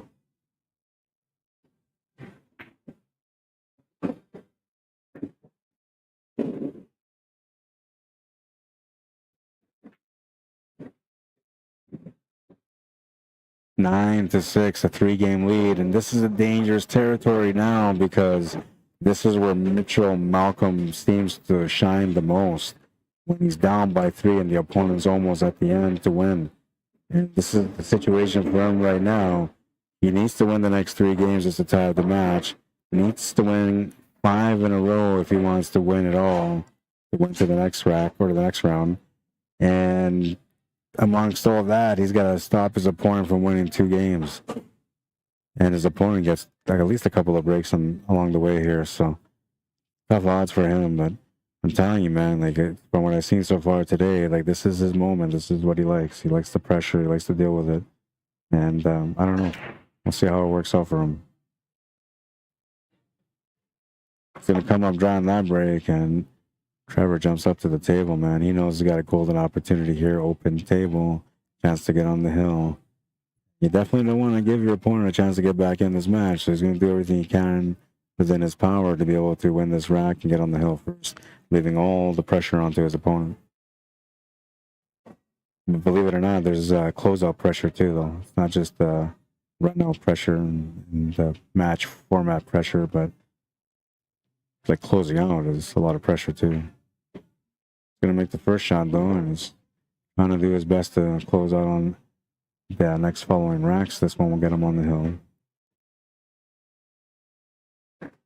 6 votes, and everybody's going 50-50, so we're pretty stuck. So nobody likes the 1-3, 150, 150. And I kind of agree. That was my original payout, so I didn't really like that one either. I'm stuck on between 2 and 3. And I think 2 is probably best. Like, to me, that feels like it's more fair. But 3 isn't that bad. I mean, 350 for, you know, second place is still a decent day. You tripled your money, so it's really not that bad. To Christmas or not to Christmas? That is the question. I got comments on YouTube. Tim Younger, how you doing? Says, hello, Rod. Hiya, Ron. Matty Boy, what's happening, brother? Says, evening, Rod. Hope all is well and you're enjoying the warm weather. At least it's warm here in Saskatchewan. Yeah, it's not bad here. Like, we're at 0 degrees right now, so it's, oh, but they say they got snow coming in 3.5 hours. We're at 0 degrees with 3.5 hours away from snow. So today we're going to be all right. But tomorrow it's going to be cold, and the day after is going to be even more cold. Because that's the way it usually works, right? When it snows, it's nice and warm, and then when it stops, it gets all crazy. What's the buy-in? It was 110 per player. Capped at 32. We had 17, 18 registered. 2 players did not show up today. So then we ended up going with a 16-player format, and we're now into one of the last 3 matches because there's a match that's playing over there, which is a quarterfinal. This one. Then after that, there'll be a semifinal. Then after that, there'll be the championship match. There's a good chance you guys are going to end up watching a nice, intense battle for the next one, the second semifinal.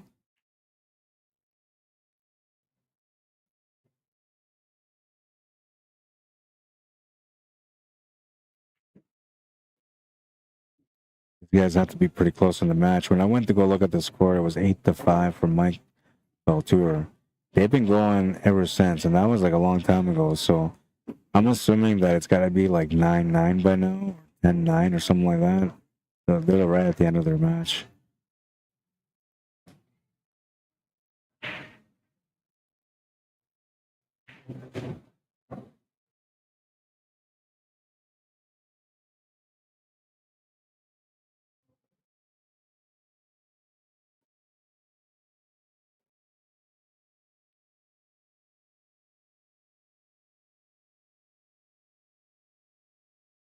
Bobby Sillig, Sherman Cole, how you guys doing?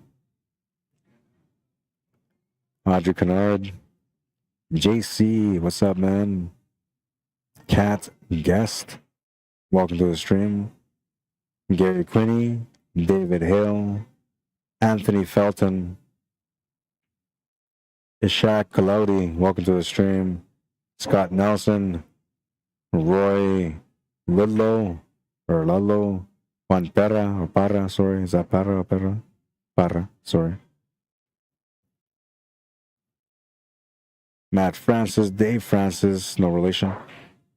What's up, Dave? How you doing, man?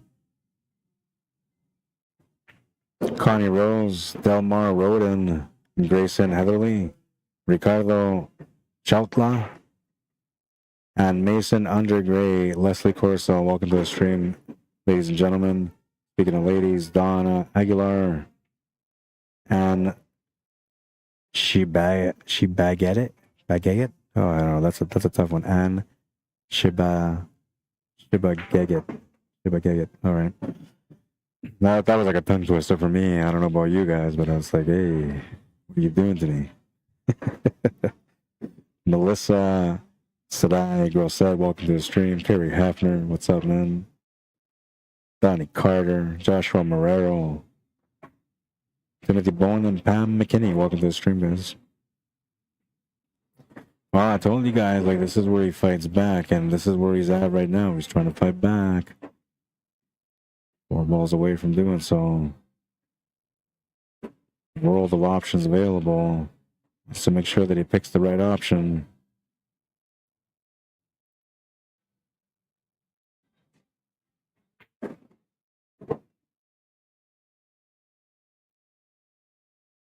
A bit too far for the 3 ball, so he's gonna have to take the 6 ball now. And that could maybe help him for the finish, depending on how he plays the shape for the 3.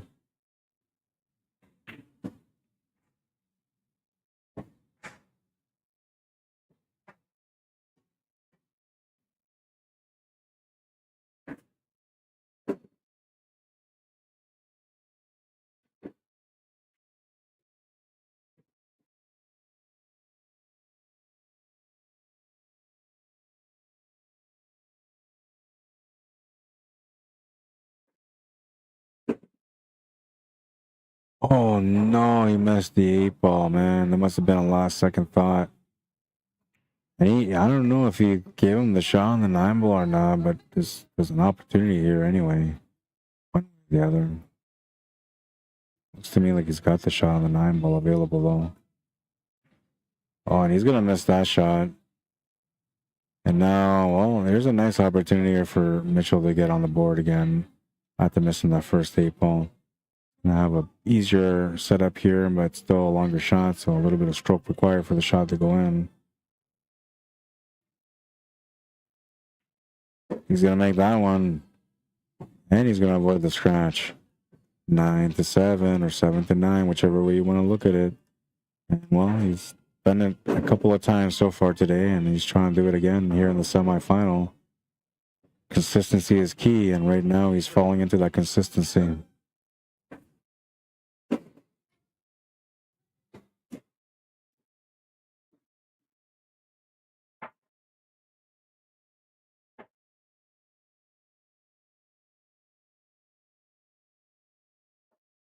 Eight votes, and we're still divided at 50-50. But nobody likes the first one, and I'm okay with that because I didn't like it either. Ron says, hi, Tim. See you at Moe's tomorrow night.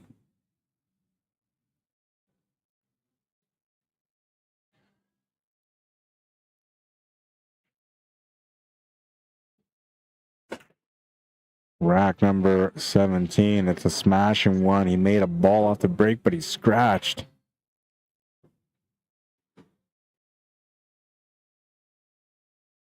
So it's take what you make, even if you scratch off the break.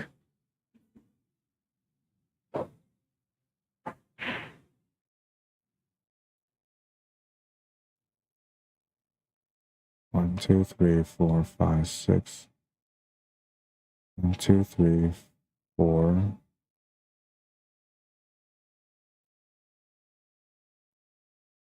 I think he's eyeball, yeah. 1, 2, 3, 4, 5, 6, 7. Oh, he's high. He's low ball. He's low ball because Trevor made a solid off the break. Or no, sorry, stripe off the break. 1, 2, 3, 4, 5, 6. I can't tell now. But I must know. I need to know. 1, 2, 3, 4, 5, 6.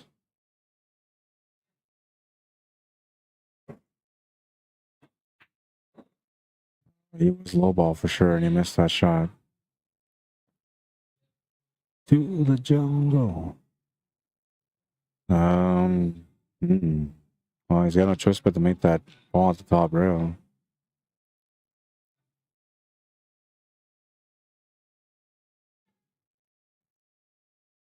Might be able to make that 13 ball to the side, and I think that's about it.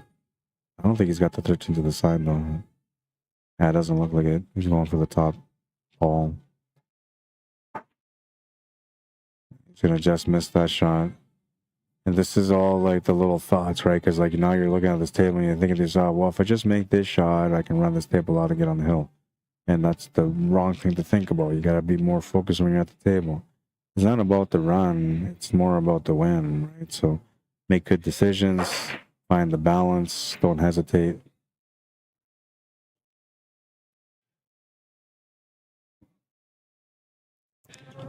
Through the jungle. Trevor's highball. Thank you, Shane. It takes me a little bit of time to figure out like the 1 and the 9. And yeah. Thanks, man. Jamie Cools, what are you doing? Welcome to the stream. Joshua Newfield. Claude Trudell. Russ Armenta, welcome to the stream. Tommy Fuller, what's up, man? Donna Baxter. B.A. Drever, how you doing? David Michael Simeon says, just watch the damn thing, bye. No. I can't, man. I'm telling you, I was born for commentary, man. I go home and like my wife is trying to like put groceries away and I'm doing the commentary behind her. Putting the cheese in the second shelf. Moving the sweets in the back corner behind everything so I can't eat them. I really don't do that. There's times, but I think my wife like kind of looks at me like I do that when we watch movies. And I don't know, like I don't do the commentary, but I'm analytical, right? Because that's the job that I do. I analyze. That's my thing. So when I'm watching a movie, like I'm very analytical, right? And another thing too, like I don't know, man, but there's a structure to movies, right? And like most of the times when you watch a movie, there's a structure they're gonna follow. And so a lot of times when I watch movies, I like, oh, I already know what's gonna happen. And so like nobody likes that guy, right? There's two people that nobody likes when it comes to a movie. The guy that knows what's going to happen and the guy that already watched the show or the girl that already watched the movie and just can't help but tell you everything that's about to happen. You're watching a movie with suspense and horror and they're telling you like, hey, watch out for this one. Scary vampire's going to come around the corner and bite the head off. You're like, oh, well, that was exciting. Because you know the whole idea of watching horror movies and them working for you is the element of surprise. When somebody's telling you what's going on in the movie, there's no element of surprise. So that's why my wife don't like me talking about movies, man. Because I do that. I don't go and reveal what's going to happen, but I tell her what I think is going to happen, and that's just as bad. Ask her, I'm telling you. We never watch movies together anymore.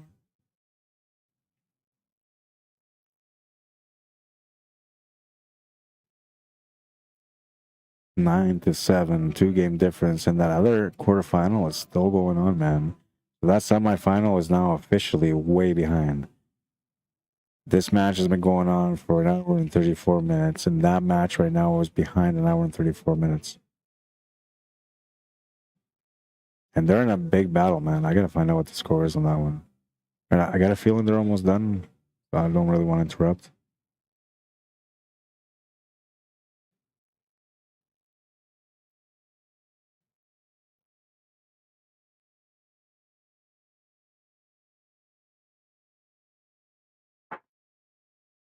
Call the 11 as a cross bank. Got decent on a leave. Bruce Jensen, what's happening, man? Stuart Key, welcome to the stream. Melgi Nona, welcome to the stream. Maida Casio, welcome to the stream. Roberto Diaz, bienvenido. Ryan Shepard, what's up, man? Oh, he's gonna come up short on that one. And I don't want to say like he sold the table out, but I think he's giving him a chance to get out here. Toughest thing in the world, man, is closing out a match. Unless you're used to closing them out, then you know the routine. You grind out till you win. He's going to make that shot. He's got a whole lot of options waiting for him now. Noella Amable, what's up? Noella, how you doing?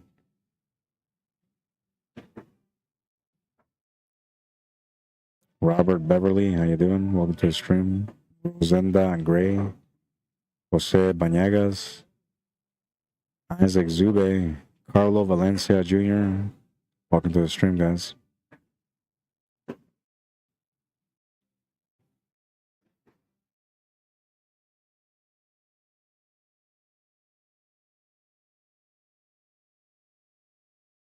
He might have been thinking about setting up for the 9-ball there and got hooked by that 5-ball. Now he's got to come up with a different plan for the finish. And it's really not that bad, but it's not that great because he has to get to the right side of the table, flirting with that right side middle pocket. The closer he gets to the 8-ball, the more he flirts with that side pocket. And that's a very smart shot there.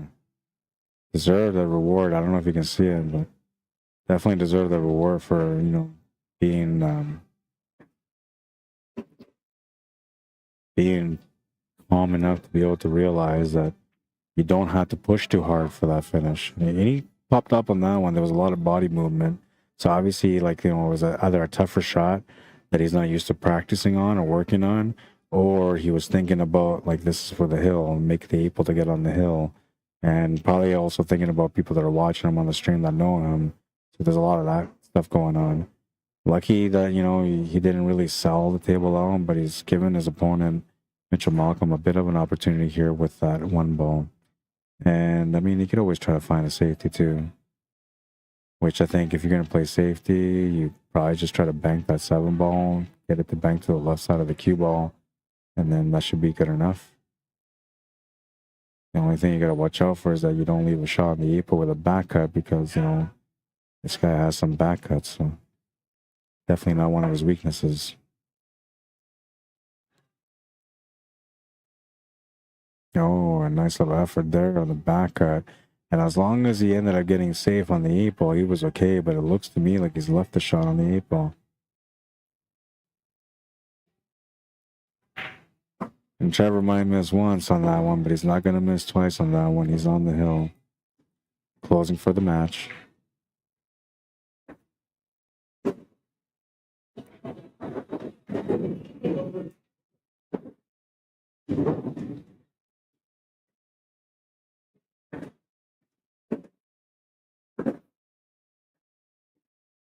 This semifinal is going to be officially done before that quarterfinal was done, even though that quarterfinal started 3.5 hours ago. Wait, they finished at 3. So yeah, they're now they finished at 3. They started about 3:30. Let's say. Let's just be fair a little bit. So let's say 3:30. It's now 8. 4.5 hours into their match. Which means that the next semifinal might be that long too. But the next semifinal, depending on who wins that match over there, could become a really, really interesting matchup. Because technically that's supposed to be the championship match if this player that I'm talking about ends up winning the match, which he was only 3 away from winning and he's still playing, so he may not be able to win this match.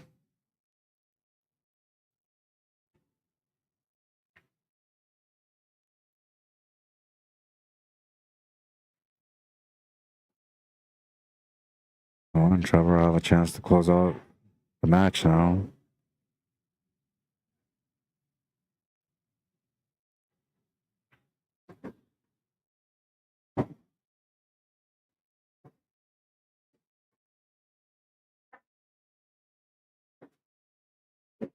Gotta work it out. They didn't get the result that he was looking for, so he's a little bit worked up over it, but that's not gonna help, man. You gotta stay cool, calm, collective. If you don't have the shot for the finish right now, then do your best to find a good safety that will help you.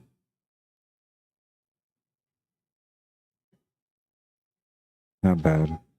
he's going to turn the table over, and there's a good chance that Mitchell's going to end up winning this game, but it's not bad. He kind of more or less covered up pocket. I'll be right back. I'm going to go find out what these guys are at in the match.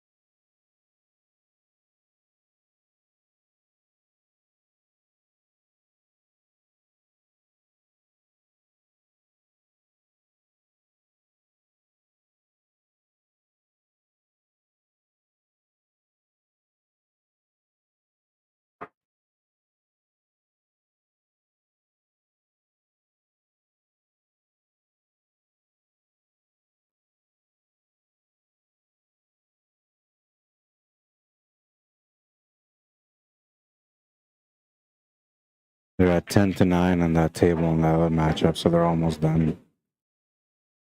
And Mitchell's going to win that one, so that puts him down by 2. And this is the comfort zone for him. Like I said, he knows already, like if he can just win this rack coming up here, he'll have the break on the next one. And if he can work on his table on his break, he could easily, well, maybe easily tie up this match at 10-10.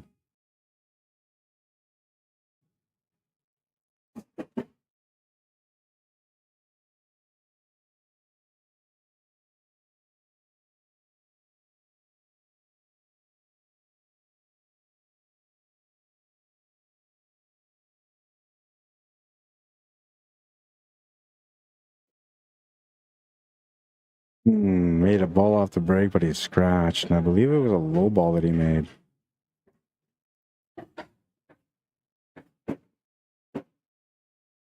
Yeah, it was a low ball that he made. That means Mitchell has to shoot high ball.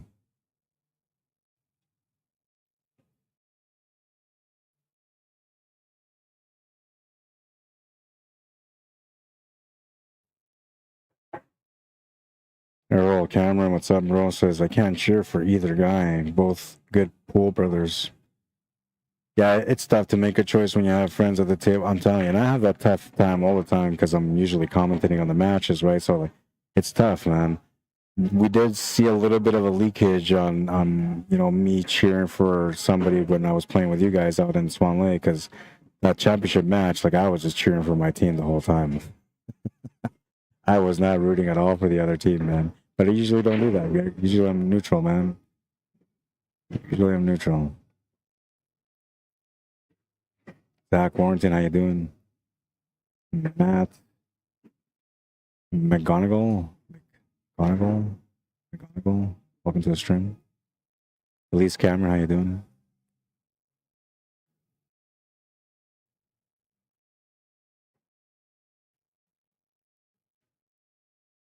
By the way, we got a poll going on YouTube for the payout, so if you guys want to go onto the YouTube channel, you can check out the poll, cast your vote on it right now. Or last time I checked, we were at 8-8. Sorry, not 8-8. 8 votes in, and we're tied at 50-50 on the payout poll. Let's see if it's been updated since then. We are at 9 votes, and now there's a separation, so the third option for the payouts is leading by 12%. 1,000 for first, 350 for second, 125 for third, 125 for fourth. And second place at 44% right now. It's 1K for first, 400 for second, 100 for third, 100 for fourth. People are split up on this one, I tell ya. Richard Venn, what's up, man? Welcome to the stream. On YouTube. Made 2 low balls, says Shane. Yeah, I seen one of them. I didn't see the second one. Kelly Hull, welcome to the stream. Says thanks for the stream, Rod. You're very welcome, man. Thank you for tuning in. Appreciate it. Earl Cameron says, how did Trevor Jangles even make his second round match? The door's locked. I know I joked around about it today too. Like when I seen him, I was like, what happened, man? So you didn't go out last night? He's like, no, I stayed home. Trying to be a good boy for Christmas.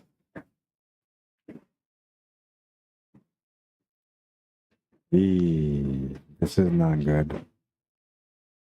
Unless he can see it to the corner, then he's okay. You don't want to turn this table over now. You're definitely not going to come back to the table if you turn this table over now. He's got to find a solution.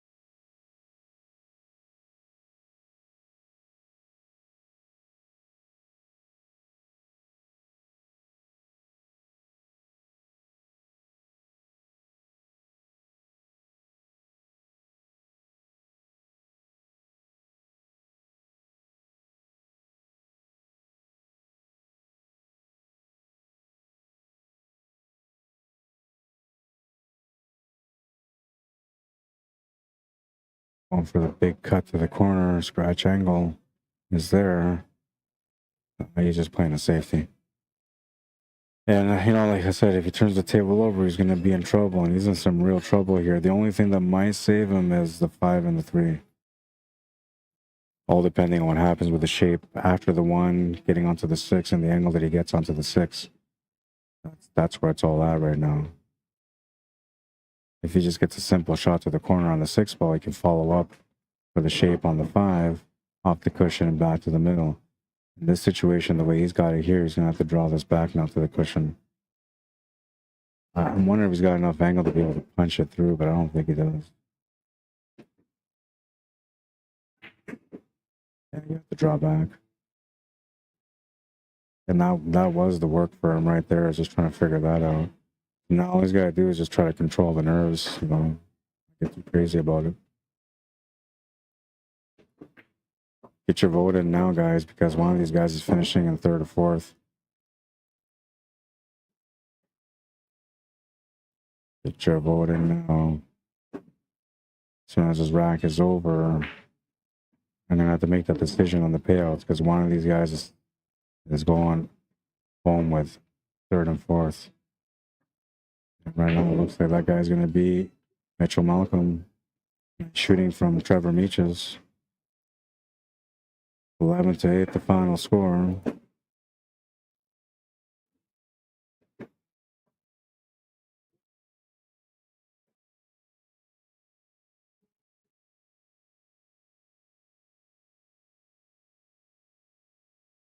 All right, that takes us to the second semifinal, which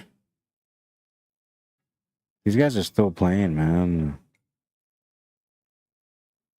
These guys are still playing.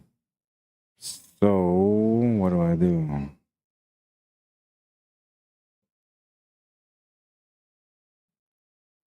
I wish this would show me what time I called the match, like digital pool. All right, so let's check this out. I got 11 votes, and almost everybody's leaning towards that 350, 125, 125. I feel like that's fair-ish, right? Like, it still covers whoever's here, their meal or whatever. they get their money back, and if they didn't eat anything, they get their money back, and they can go have something good to eat today on the way home. So I think that's the way we're gonna go. And then somebody actually voted for the 1K, 300, 150, 150. Wow, I'm impressed, man. 55% though, that's where we're going at, and that's where we're gonna close it out at. All right, thanks for voting, guys. I appreciate it. I needed your help on that one so I can figure out what the payouts were gonna be. Poll is ended. All right, and let me just these guys could possibly be at 10-10 right now. If they're playing 10-10, they're gonna be done right away. But they're one of them's a smokers. You know what? I'm just gonna stop the stream. I think I don't want to stop the stream, but like, there's nothing I can show you guys to kill time in the meantime. I have absolutely nothing set up on here. So all you guys that are watching both on YouTube and Facebook, I will be back with another stream, but it probably won't be for about 15 minutes, maybe a half hour, because these guys they're having a really long matchup. And the next matchup, depending on who wins, could be a really good matchup. So I don't want you guys to miss that. I'm going to want to stream that. But there's nothing for you guys to watch right now. So we're just going to chill her out. Maybe we'll switch over to this other camera when we do that.